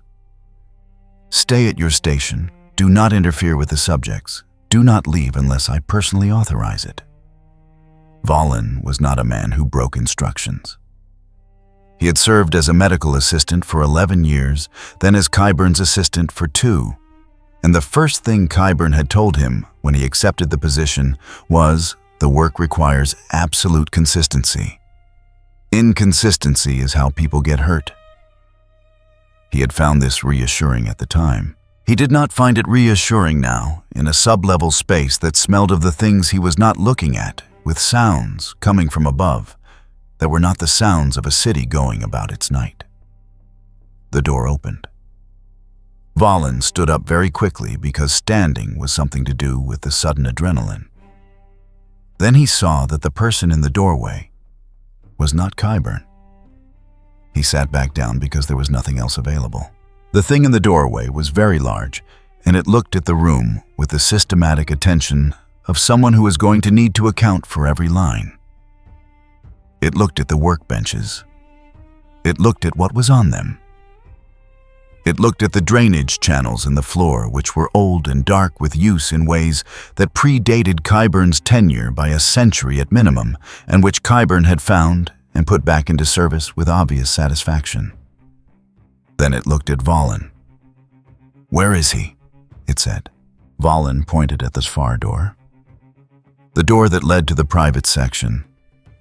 The section he had never been authorized to enter. The thing walked past him without further question. Its chains moved quietly against the flagstones as it passed, and Valen realized in the abstract manner, you realize things when you are already operating well past the capacity of your nervous system, that the chains were not making the sound chains should make. They were making a sound that was more deliberate than that, more alive. He sat very still and looked at the door and listened. What he heard over the next several minutes, he did not write down and did not report to anyone, because the question of who to report it to had become complicated, and also because writing it down would mean keeping it, and he had decided before the night was over that he was going to forget as much of this as his mind would let him. He got up when the sound stopped. He walked to the outer stairs. He went up them without looking back, and he came out into the streets of King's Landing at a point 3 blocks from the nearest Gold Cloak checkpoint, and he kept walking. He walked until he reached the harbor. He sat on a bollard and watched the water for a long time. He never went back. In the private section, Qyburn stood at his central workbench and did not show fear in any of the ways fear is usually shown. His hands were folded in front of him. His expression was the one he wore during the difficult procedures, concentrated, somewhat distant-oriented toward information rather than sensation. The space held 4 benches, 2 storage racks, a wall of shelving that contained materials Valen had never been authorized to see. In one corner, a crate marked with Harrenhal's old estate symbol, one of 3 that had arrived 6 weeks ago and whose contents Qyburn had cataloged personally immediately without assistance.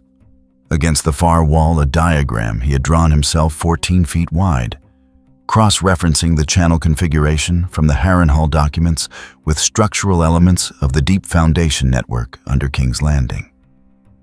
The diagram had been corrected 17 times. He was fairly satisfied with revision 17. Spawn stood in the doorway and looked at all of this.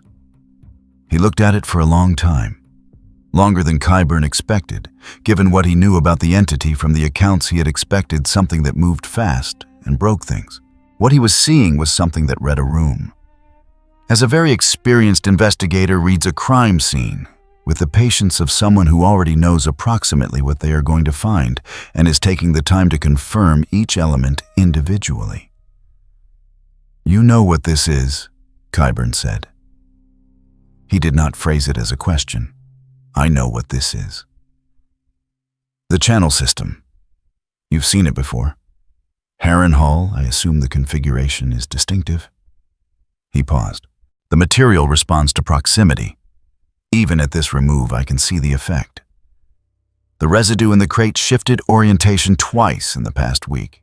I cataloged both instances." He looked at Spawn with the expression of a man who has just found confirmation of a long-held hypothesis. "That's you, isn't it? The shift corresponds to your approach." "It does."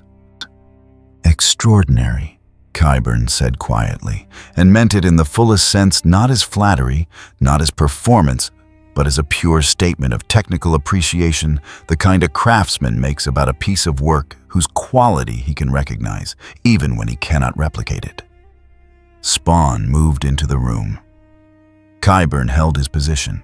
He was afraid he was not a man who was immune to fear. And he had been afraid of many things over a long career in which he had deliberately placed himself adjacent to dangerous knowledge. But fear had never been sufficient reason to stop. This was the central fact of his character, and he was aware of it and had made peace with it decades ago. "The channel system was designed for redirection," he said. "Not generation. It doesn't create anything. It moves what already exists." The concentrated residue of mass death shifted from source locations to a terminus. I've been working on the terminus problem for months. The potential... Stop. Qyburn stopped. He registered the quality of the word, not loud, not aggressive, but with the finality of a door being closed. He filed it as a data point, the way he filed everything. "This place," Spawn said. He looked at the benches, at the tools, at the drainage channels with their century of accumulated use. These people. Where did you get them? They were, Qyburn began, and then stopped because the word he had been about to use was volunteers, which was a word that had a specific technical meaning in his work that differed from its common usage. And he had learned over the years that this distinction tended to go poorly when explained to people who were not familiar with the field. He changed course. Does it matter? It matters, Spawn said. Qyburn considered this. He looked at Spawn with the expression of a man trying to calibrate, trying to understand what kind of conversation this was, what the parameters were, whether there was a frame within which the next part of this could be managed. He concluded after a moment that there was not. They were people the city had already discarded, he said. It was the truest version he had. Prisoners, the condemned, people with no further use to the existing order. I gave them a different use. Spawn said it with the flat quality of someone reading a charge from a list, confirming it before moving to the next item. Qyburn looked at the chains at Spawn's side and at how the black material across his shoulders had shifted slightly, like something adjusting its attention. He thought about the witness accounts. He thought about the walker on the King's Road. He thought about the crate contents that had oriented toward the southwest wall with no instruction from anyone. If you're going to do this, Qyburn said, I would ask not for mercy. I'm not making that argument. I would ask for a moment. There are notes. There are records of what I've found. Most of it is relevant to the problem you're already engaged with. The channel system, the terminus, the accumulated. No. One word. The chains were no longer quiet. Qyburn took a breath. He straightened slightly because straightening was available to him and he preferred to be upright. The work should be documented, he said. Even if the practitioner, the work ends here, Spawn said. What happened next was brief. It was not theatrical. Qyburn had spent his professional life in the vicinity of death, and he had observed that death, when it came efficiently, tended not to be dramatic. It was an absence rather than an event, a stop rather than a bang. This was consistent with his observations. He had in the final second one more thought: the channel shift was you. The crate knew you were coming. How far out does the effect extend? He did not get to document it. Spawn stood in the private section and looked at the contents with the same methodical attention he had given the outer room. The Heron Hall crates, 3 of them, the material inside each, arranged with the care of someone who found it precious. The diagram on the far wall, the shelving with its rows of documented samples, the workbenches with their tools, their restraints, their cataloged subjects. He broke the diagram from the wall and reduced it to pieces against the flagstones.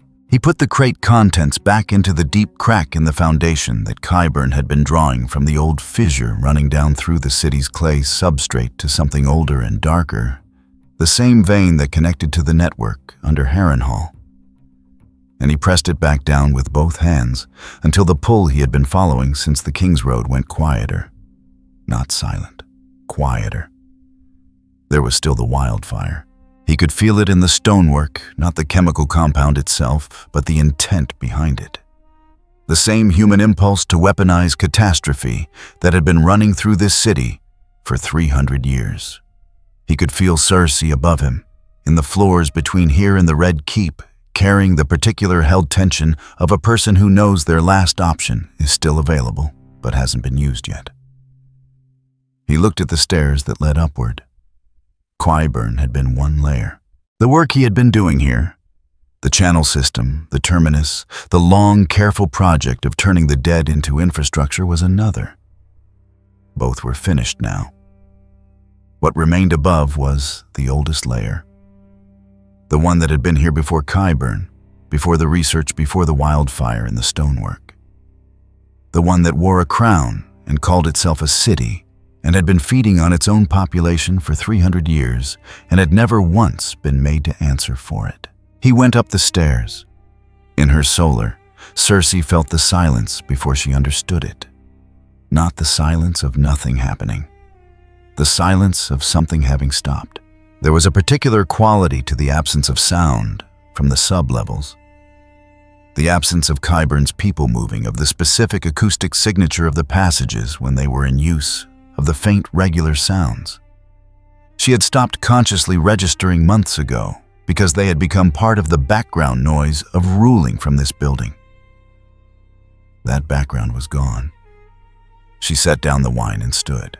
She had been in this city long enough to know that some silences were simply silences, and some silences were the sound of a door you had been holding closed with your full weight beginning to give. She walked to the door that connected her solar to the main passage and opened it and looked at the guard standing there. "Find out what's happening in the sub-levels," she said. "Now, not a messenger. You personally go and come back." The guard went. She closed the door and stood in her solar and looked at the walls and felt the city under her feet with the particular attention of someone who had spent a lifetime learning to read a place as other people read faces. Something below had ended.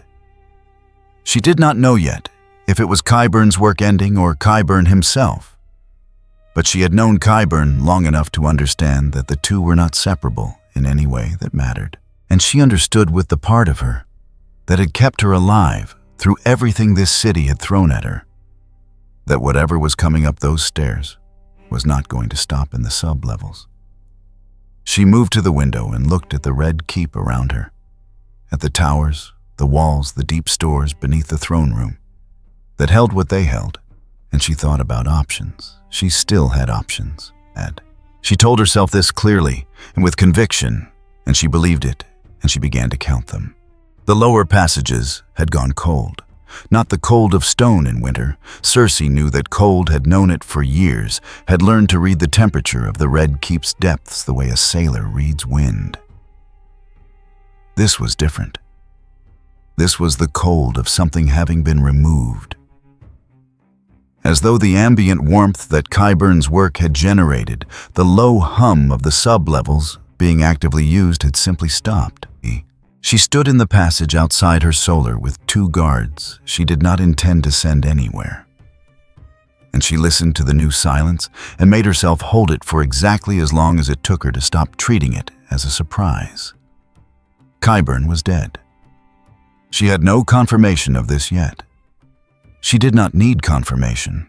She had worked with him long enough to know that the only thing that would stop the sub-levels from functioning was Qyburn himself ceasing to function, because he had no off switch and no contingency for absence, and had never built one because building one would have required acknowledging that he was not permanent.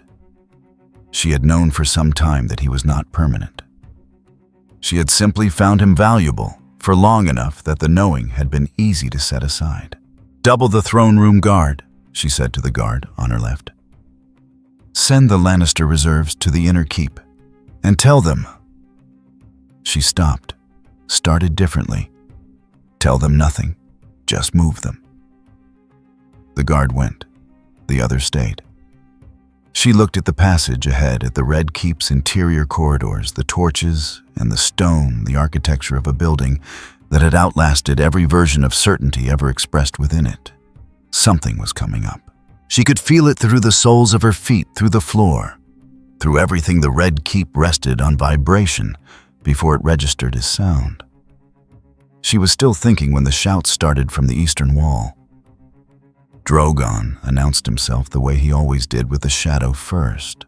It swept across the harbor district and up the hill to the red keep before the sound caught up that deep percussive rhythm of enormous wings, displacing enormous volumes of air, and the people on the walls had enough experience with this particular shadow to flatten themselves against the battlements even before the roar came.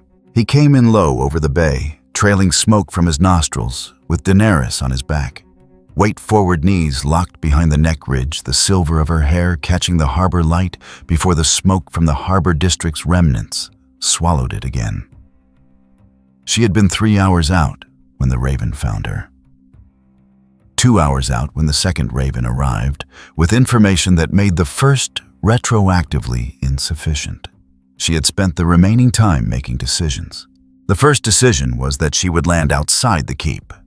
Not inside was Cersei's terrain, and she had not flown here to walk into someone else's geometry.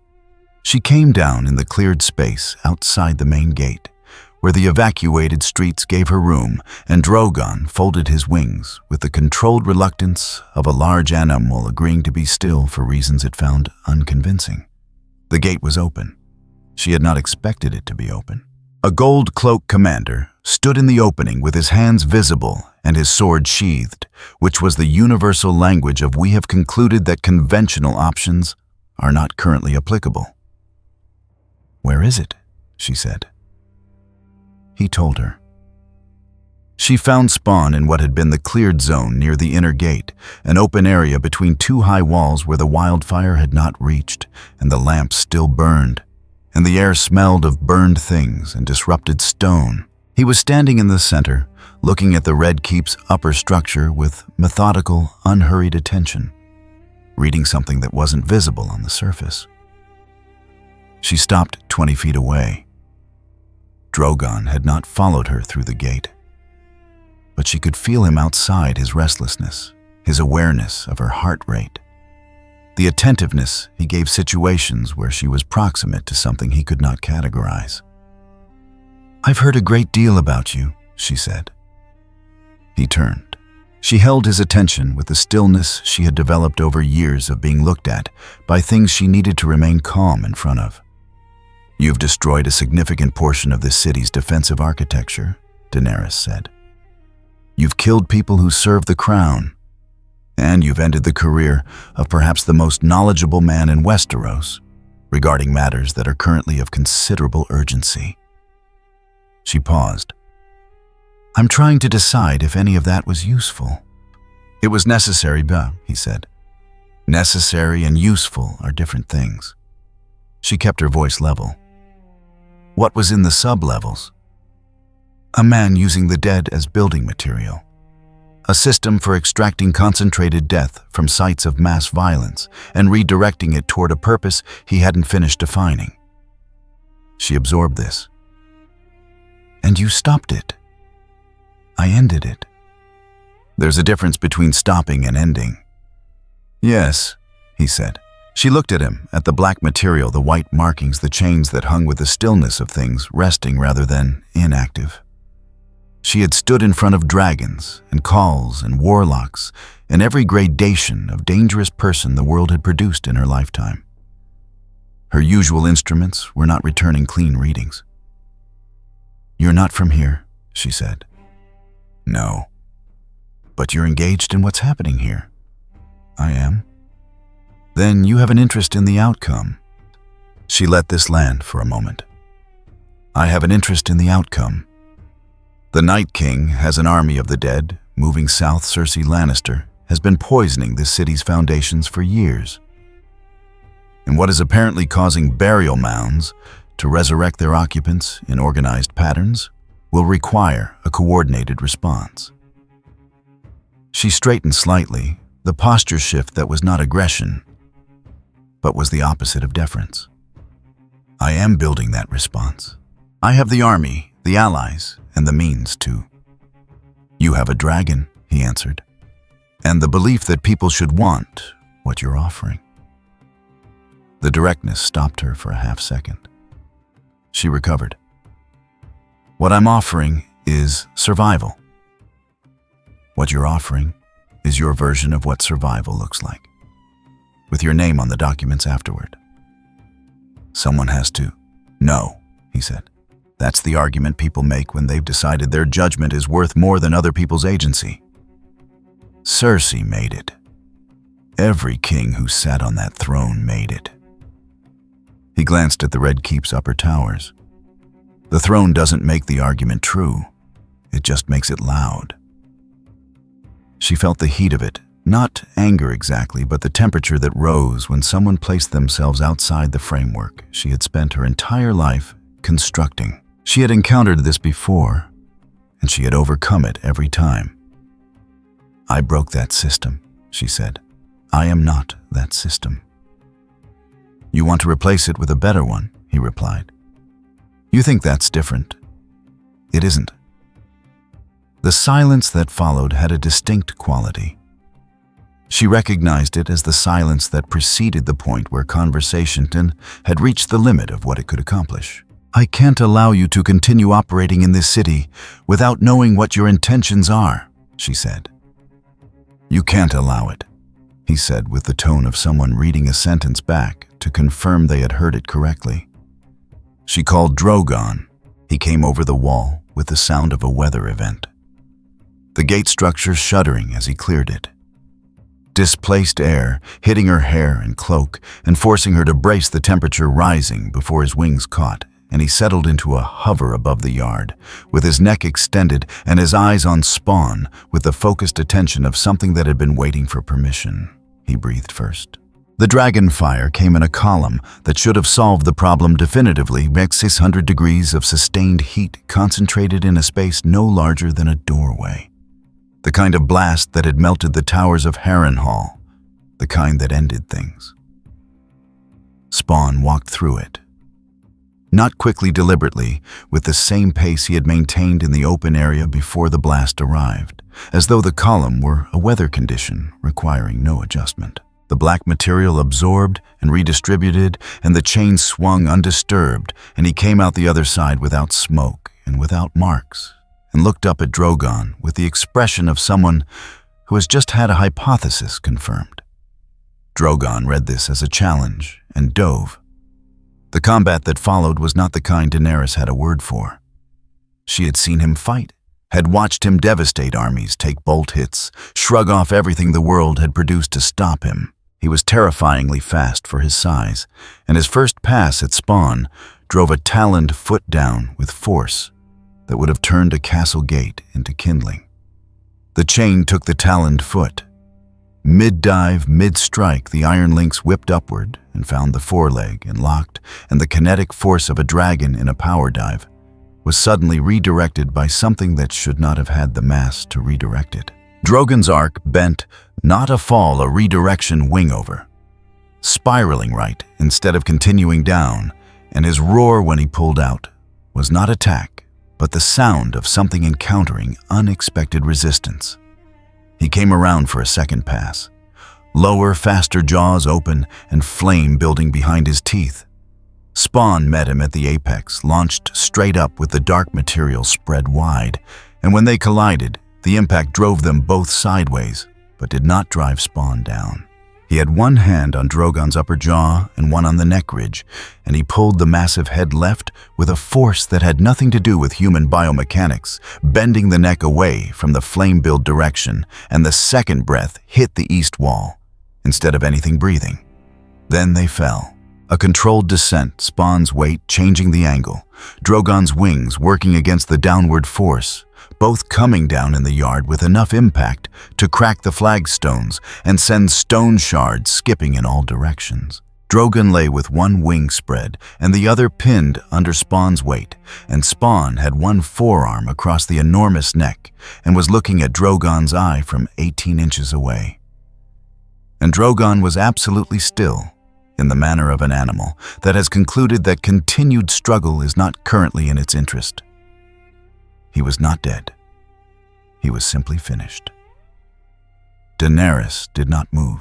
She stood at the far end of the yard, with her hands at her sides, and looked at her dragon, the largest living creature in the known world. The thing that had made her argument and validated her bloodline and converted every abstract claim of destiny into a concrete physical fact. Lying pinned in the flagstones of a city she hadn't even taken yet, held down by something that had walked through his fire. Spawn stood. He stepped back from Drogon. He looked at the dragon, first at the rise and fall of the broad chest, at the eye that tracked him, with an expression that had shifted somewhere between anger and the beginning of a different kind of attention. Then he looked at her. "Your dragon is alive," he said. "So are you. I didn't come here for either of you." She found her voice. "Then what did you come here for?" "The same thing I came to Harrenhal for. The same thing that's been pulling everything toward a single point since before you arrived on this continent." He looked north, not at the Red Keep, not at the walls, but through them at something further away. It's not finished.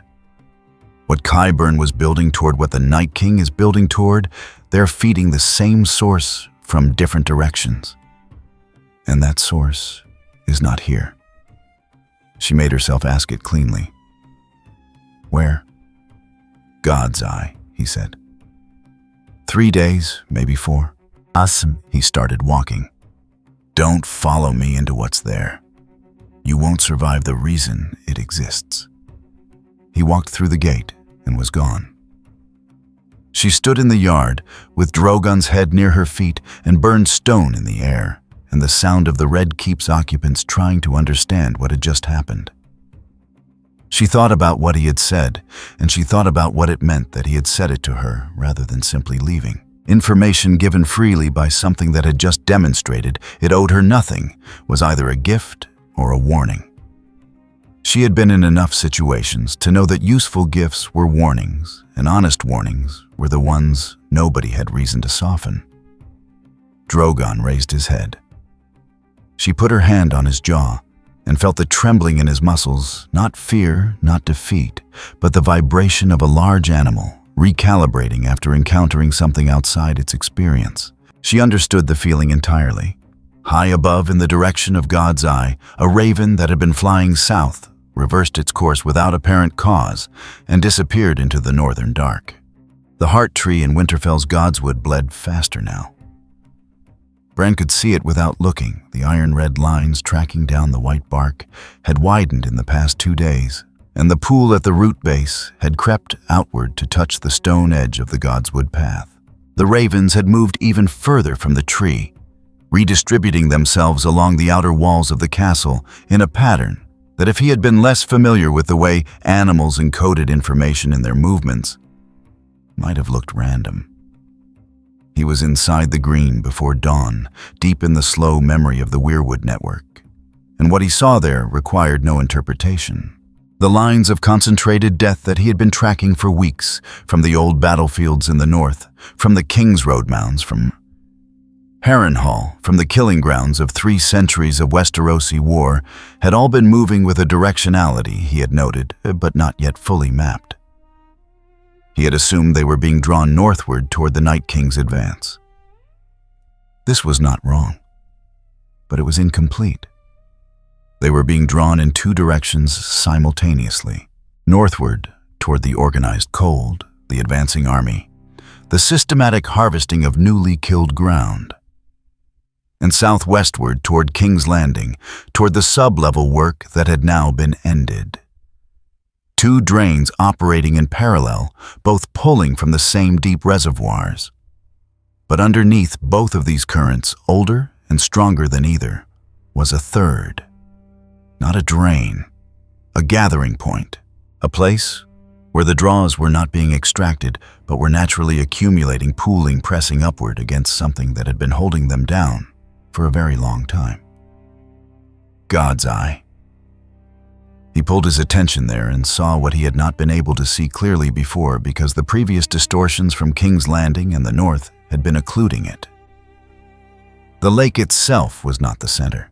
The lake was the surface indicator, the visible symptom of a pressure building in the deep geology below it, in the old Valyrian-era foundation work that the records he had accessed described in fragmented and partially illegible form, in the network of old channels and redirection structures built into the landscape before Harrenhal stood above them. The lake was not a wound. It was a lid. And the lid had been weakening for some time, pressed from below by 3 centuries of what the wars had deposited, being slowly drawn toward it, and from above by the Night King's deliberate augmentation of the accumulation rate. And more recently, by the sub-level work in King's Landing, adding its extracted material to the pull. Bran surfaced. He sat in the Godswood in the gray pre-dawn, with the iron smell of the tree in his nose and the weight of what he had just mapped pressing against the inside of his skull. He reached for a raven. Then he reached for 3 more, because what he needed to communicate required simultaneous delivery. and he had learned that sequential messages created gaps that situations could deteriorate into. The first raven went north toward Jon's last reported position. The second went south toward wherever Daenerys had landed after King's Landing. The third went to the Riverlands, to a relay point he had established months ago for exactly this kind of distributed reach. The fourth he kept holding it lightly, its small heartbeat, fast against the cup of his consciousness, ready to send the moment he knew who else needed to know. He began composing what the ravens would carry, not what he had seen in full, what each person could act on. The message found Jon 3 hours east of the King's Road, at a position his column had held for 2 days, while he waited for the situation at King's Landing to resolve into something navigable. It arrived as 2 ravens rather than 1, which meant Bran had sent simultaneously rather than sequentially, which meant Bran considered the information too urgent for the delay of staged delivery. He read the first message, then the second. Then he sat on the ground at the edge of the camp because standing felt like it required more certainty than he currently had. His senior officers gave him the space. They had learned over the months of this campaign that when Jon Snow sat down unexpectedly and looked at the ground, what was required was not questions, but time, and they provided it. The Night King was not marching. He was farming.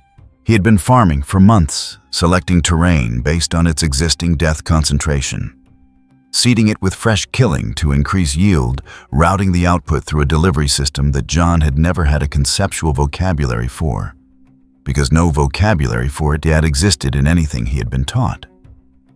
And all of it was flowing toward a point that was not here, not north, not King's Landing. God's eye.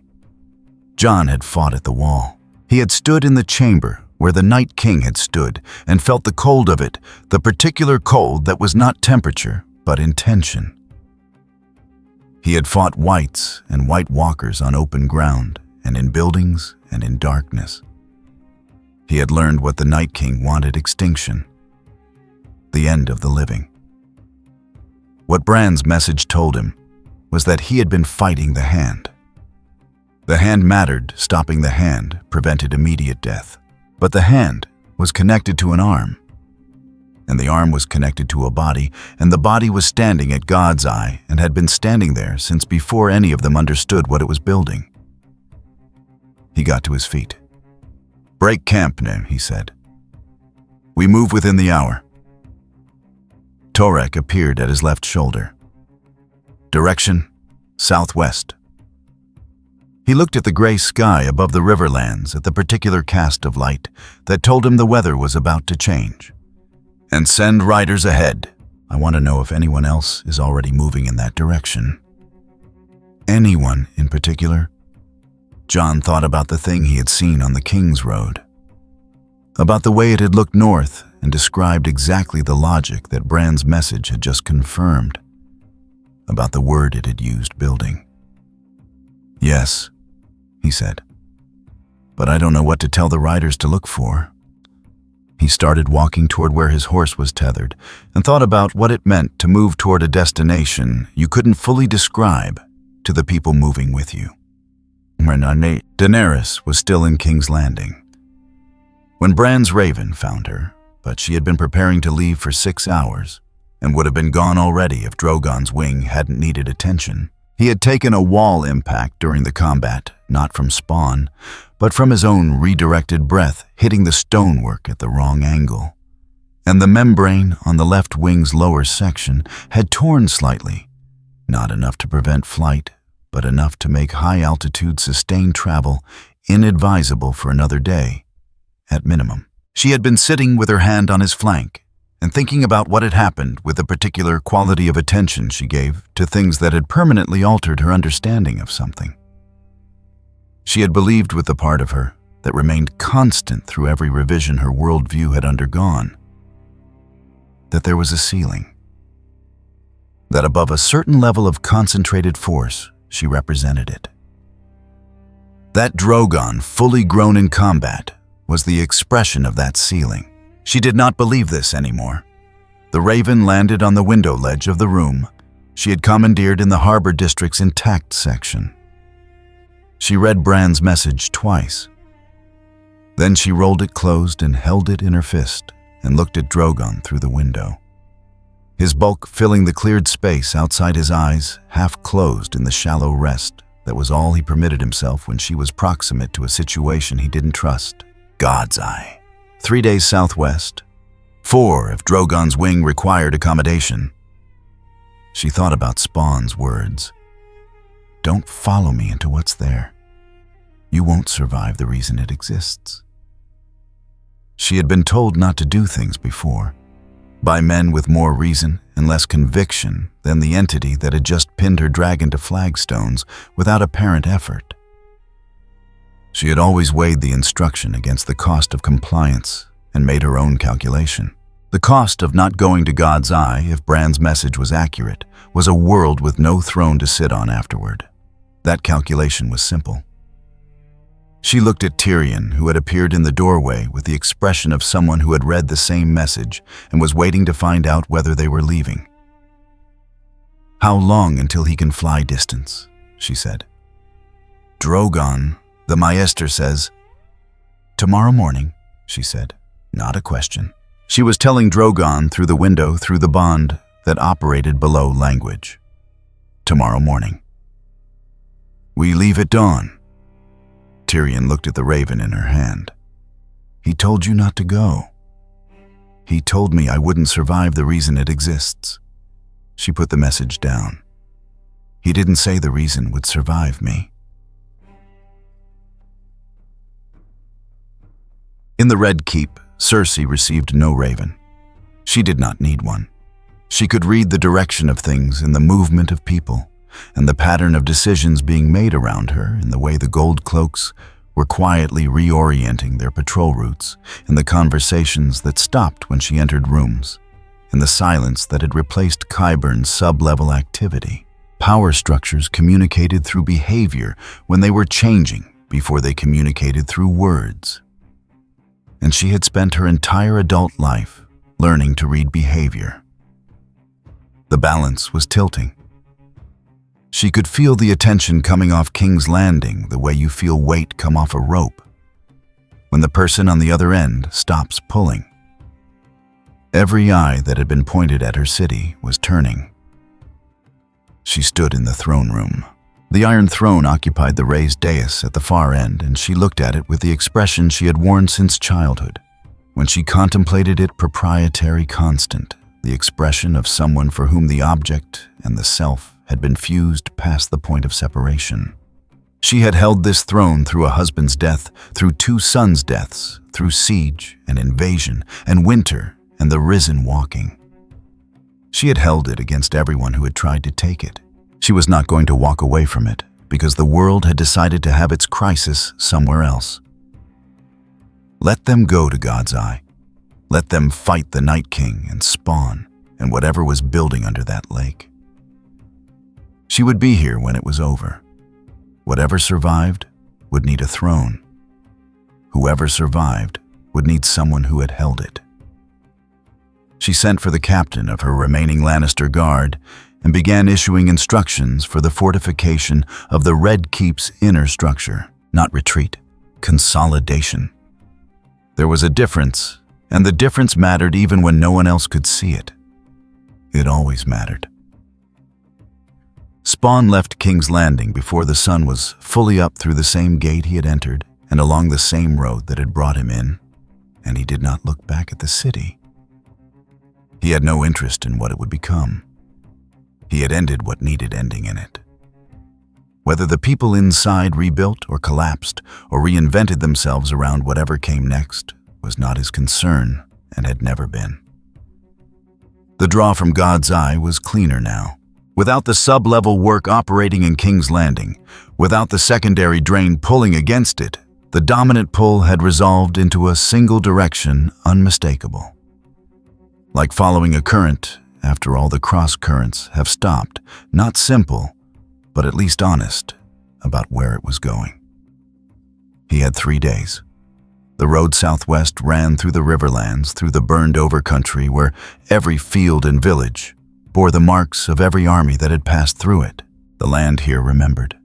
He could feel it under the road surface, the long, shallow reservoir of what the wars had left deposited layer by layer into the clay and the rock and the roots of every tree still standing. The Night King had been reading this land like a map, had been placing his nodes at the right points, connecting them in the right sequence, feeding the gathering that was already happening naturally. Spawn had not yet seen it directly. He had seen the edges in Harrenhal, in the burial mound on the King's Road in the sub-level drain. He had not yet seen what was at the center. He kept walking. In Winterfell's Godswood, the fourth raven left Bran's hand without instruction, released rather than sent moving southwest with the particular urgency that birds carried when the trees told them something rather than a person. It flew low, following the road, covering ground faster than a horse. Above the God's Eye, the sky had gone the color of old metal. It had looked that way for 2 days. Anyone traveling through the riverlands who glanced south and west could see it a discoloration on the horizon that weather didn't fully explain, but that most people filed under weather because the alternative required a vocabulary they didn't have and didn't want. The lake's surface visible from the eastern shore had stopped reflecting. Where it had once shown sky and clouds and the inverted silhouettes of the trees along the bank, it now showed only dark, a matte, lightless face that absorbed everything directed at it and gave nothing back.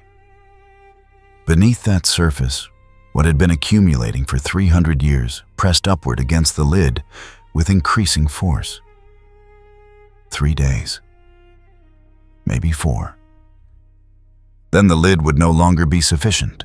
They arrived to find the battle had already begun without them. Jon had expected preparation time. He had expected the approach to God's Eye to give him room to read the terrain, place his people make the decisions that needed making before contact. He did not get any of that. The King's Road south of the water had been occupied for 2 days by whatever the Night King had positioned there, and when Jon's column came over the last ridge before the eastern shore, the chieftain of everything that had ever died in the Riverlands was already standing in front of them. Not literally, but effectively. The ground between the ridge and the lake edge, 2 miles of low flat country old farmland, gone back to marsh, broken by tree lines and the frozen remains of irrigation channels, was full. Not with the risen in the way, a field was full of grass.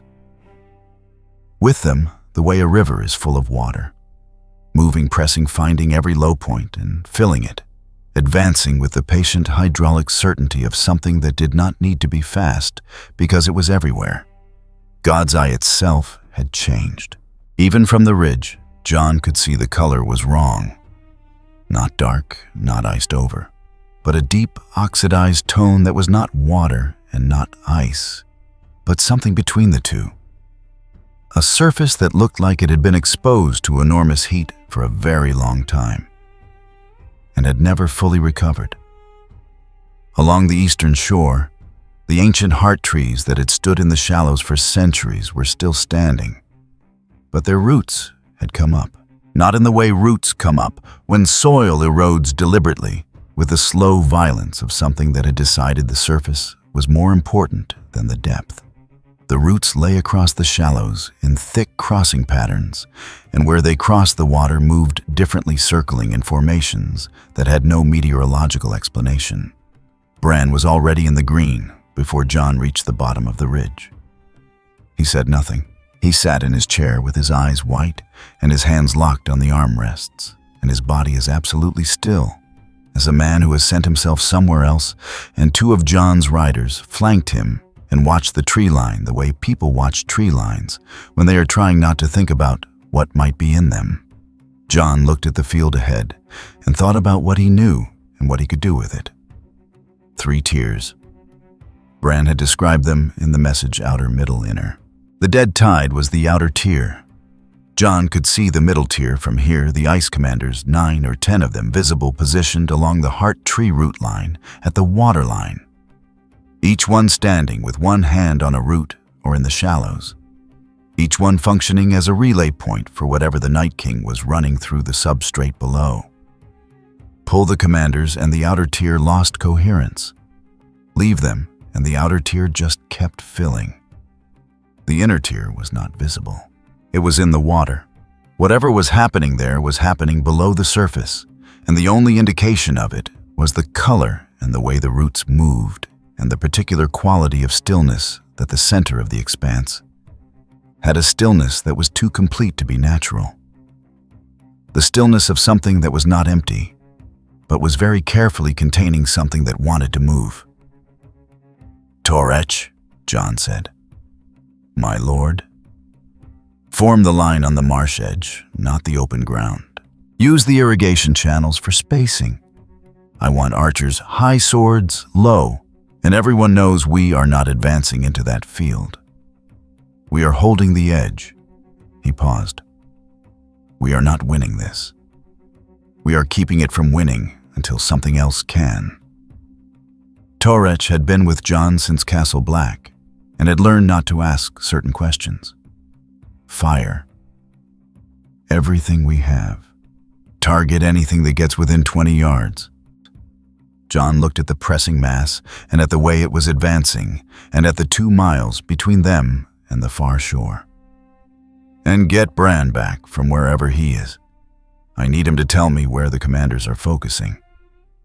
He left Torech to it and walked to the left flank where the ground rose slightly and he could see more of the water.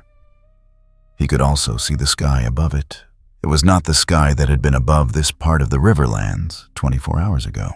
The clouds were too low and too dark, and they were moving in a circle rather than a line, a slow rotation centered over the middle of the dark expanse that had no meteorological cause John could name. Inside the rotation, something was rising. Not physically, or not only physically, a quality, a weight. Something that pressed on John's chest, the way descending altitude presses on the ears. The sense of enormous pressure seeking equilibrium of something that had been held for a very long time, about to stop being held. He could hear it almost. Not sound exactly. The precursor to sound. The way a room feels when a very large mountain is about to be struck. Then Drogon came over the southern tree line, and for a moment, everything else was secondary. He was flying injured. John could see it in the angle of the left wing, the slight compensatory lean in the body, the way the altitude was lower than Drogon usually chose. But he was flying, and Daenerys was on his back, and when he banked over the outer edge of the dead tide and breathed the fire he produced was not the bright orange of combat flame, but something older and deeper, a sustained column of orange-white that lit the pressing mass with the particular enthusiasm of something that had been waiting for a target large enough to justify full output. The outer tier burned in a wide arc. It did not stop. The risen that burned fell and were replaced by those behind them, and the ones that had burned were already being reprocessed by the cold coming up from the substrate, returning to function in partial form, even while still smoldering. But the arc gave John's people 30 seconds of clarity at the left flank. And 30 seconds was enough to advance the line to the irrigation channels and get the archers set before the gap closed. Drogon banked again. John watched Daenerys lean into the turn and thought about what it cost her physically and otherwise to be back on a battlefield 3 days after what had happened at King's Landing with a wing-damaged dragon. And the knowledge that the thing she had sent to address that battlefield was already here and had already decided she was not the main event. She was doing it anyway. He turned back to his own front and stopped thinking about anyone else's problem. The press was at the marsh edge now. His archers were working good, disciplined, efficient work that was doing exactly what fire arrows were supposed to do to things that had been dead long enough to dry out. The irrigation channels were functioning as barriers, slowing the advance and breaking its coherence at the points where the Risen had to cross single file, Grey Worm had taken the right flank with the Unsullied. And they were doing what the Unsullied did, which was hold a line with the patient geometric precision of a people who had been trained for exactly this. Brienne was at the center with the Northerners, and the Hound was somewhere in the smoke doing what he always did, which was make the violence go where it needed to go, with as little discussion as possible. They were holding. They would not hold forever. The outer tier was too large, and the Night King was not wasting it. Jon could see the pressure adjusting in real time, the dead mass probing his line for weak points, the way water probes a dam, finding the channels that were shallower, the positions that were thinner, testing and recording and rerouting with the systematic intelligence of something that had no need to hurry and every reason to be thorough. Then something changed at the mudflat. Bran had come back. His eyes were still white, but he was speaking low and rapid, and one of Jon's riders was relaying it. The Ice Commander at the 3rd Route Cluster, North End. It's running the main relay for the East Bank group. All of them come from there. If that one goes, Jon was already looking. 3rd Route Cluster, North End. A pale figure standing knee-deep in the shallows with both hands submerged and the roots around it moving faster than the others. The root patterns more energized, the water near it circling tighter. He was working out how to get anyone through the outer tier to that position when the chain arrived. He heard it before he saw it, the impact of something moving very fast through the dead tide. Not the sound of combat, but the sound of mass displacement of bodies being moved, not by being fought, but by being removed, the way a plow removes earth. Jon turned and saw the opening in the field, a 50-yard lane of fallen and broken and flung, and at the far end of it, moving into the shallows, without slowing, was Spawn. He had not come from Jon's flank. He had come through the field. Jon did not try to calculate when Spawn had arrived or from which direction. He accepted the fact of the opening and used it. Grey Worm, north flank. Now. Push through the gap before it closes. The Unsullied moved. The figure at the 3rd Route Cluster turned from its position and raised its lance, and the Risen between it and Spawn reorganized themselves toward the lane with the speed that the Night King's command structure permitted. Fast fluid, no hesitation, no self-preservation, instinct to slow the redeployment. The gap filled again before Grey Worm's unit could complete the push. Spawn kept going. He moved through the reforming mass, the way something moves through a liquid, with the total physical confidence of something that does not experience crowd pressure, the way living things experience crowd pressure. Those that closed behind him were not a trap. They were an inconvenience that had not yet understood it was irrelevant. The Ice Commander at the North Cluster lasted 40 seconds from the moment Spawn reached the shallows. When it shattered the root cluster, it had been running went slack. The water near it stopped circling. 23 of the Risen on the East Bank dropped simultaneously. Not all of them, not even most of them, but the 23 that had been drawing their coherence from that specific relay point and the gap in the line was enough for Brienne's group to advance 50 yards up the waterline before the Night King rerouted the remaining commanders to compensate. Jon watched the Night King compensate and felt something he almost never felt: tactical respect. The Night King had not tried to stop Spawn at the North Cluster. He had let it go and moved 2 others into new positions that had nothing to do with the North Cluster and everything to do with the new shape of the battle. He was not defending fixed points. He was responding to a moving variable, adjusting the geometry of his 3 tiers in real time, giving up what was already compromised to preserve what still functioned. He was fighting Spawn the way you fight a flood, not by stopping it, but by redirecting it. And while he redirected it, the center of the dark expanse continued its slow work. Jon could see it now from the bank, not the surface, but the effect on the surface, the way the oxidized water was being pressed upward in a low dome that hadn't been there an hour ago. A geological uplift happening in compressed time, the substrate below giving way to whatever had been building against it for longer than anyone here had been alive. Bran. Jon crouched beside the chair. Bran's eyes were still white. How long? The words came from somewhere far away, Bran's voice without Bran in it. The commander at the South Point and the one in the Deep Channel. Those two are holding the main compression. Everything else is secondary. Jon stood. He looked at the water and at the positions Bran had named and at the 300-yard stretch between here and there. Then Spawn surfaced at the South Point, and the pale figure there did not finish its next movement. The second one, in the Deep Channel 200 yards out, turned from its position for the first time. Jon saw it clearly. The Night King, standing on the far shore where the water met the western tree line, was looking at Spawn across 300 yards of darkening surface.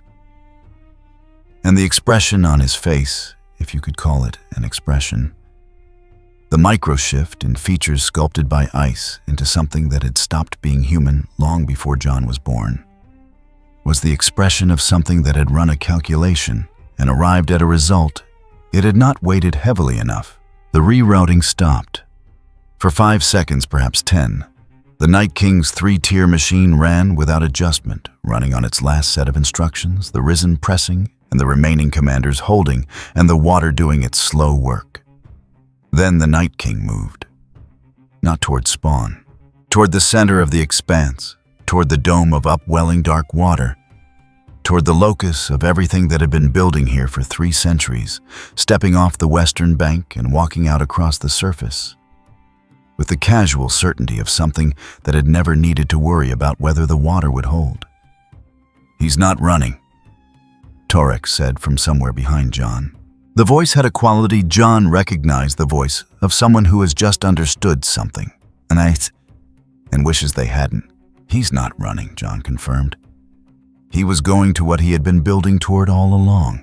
And if he reached it before Spawn reached him, what came up out of that water was going to be something that Jon did not have a frame for. Because no one alive had a frame for it. Because the last time something like it had surfaced from a place like this, the world that existed before, it had ceased to exist afterward. Jon looked at the expanse, at Spawn still in the shallows, watching the Night King's progress across the surface, with the stillness of something doing a calculation of its own. At the dark water between them, at the dome. "All units hold position," Jon said. His voice was very even. "Hold the line. Don't let anything through the bank."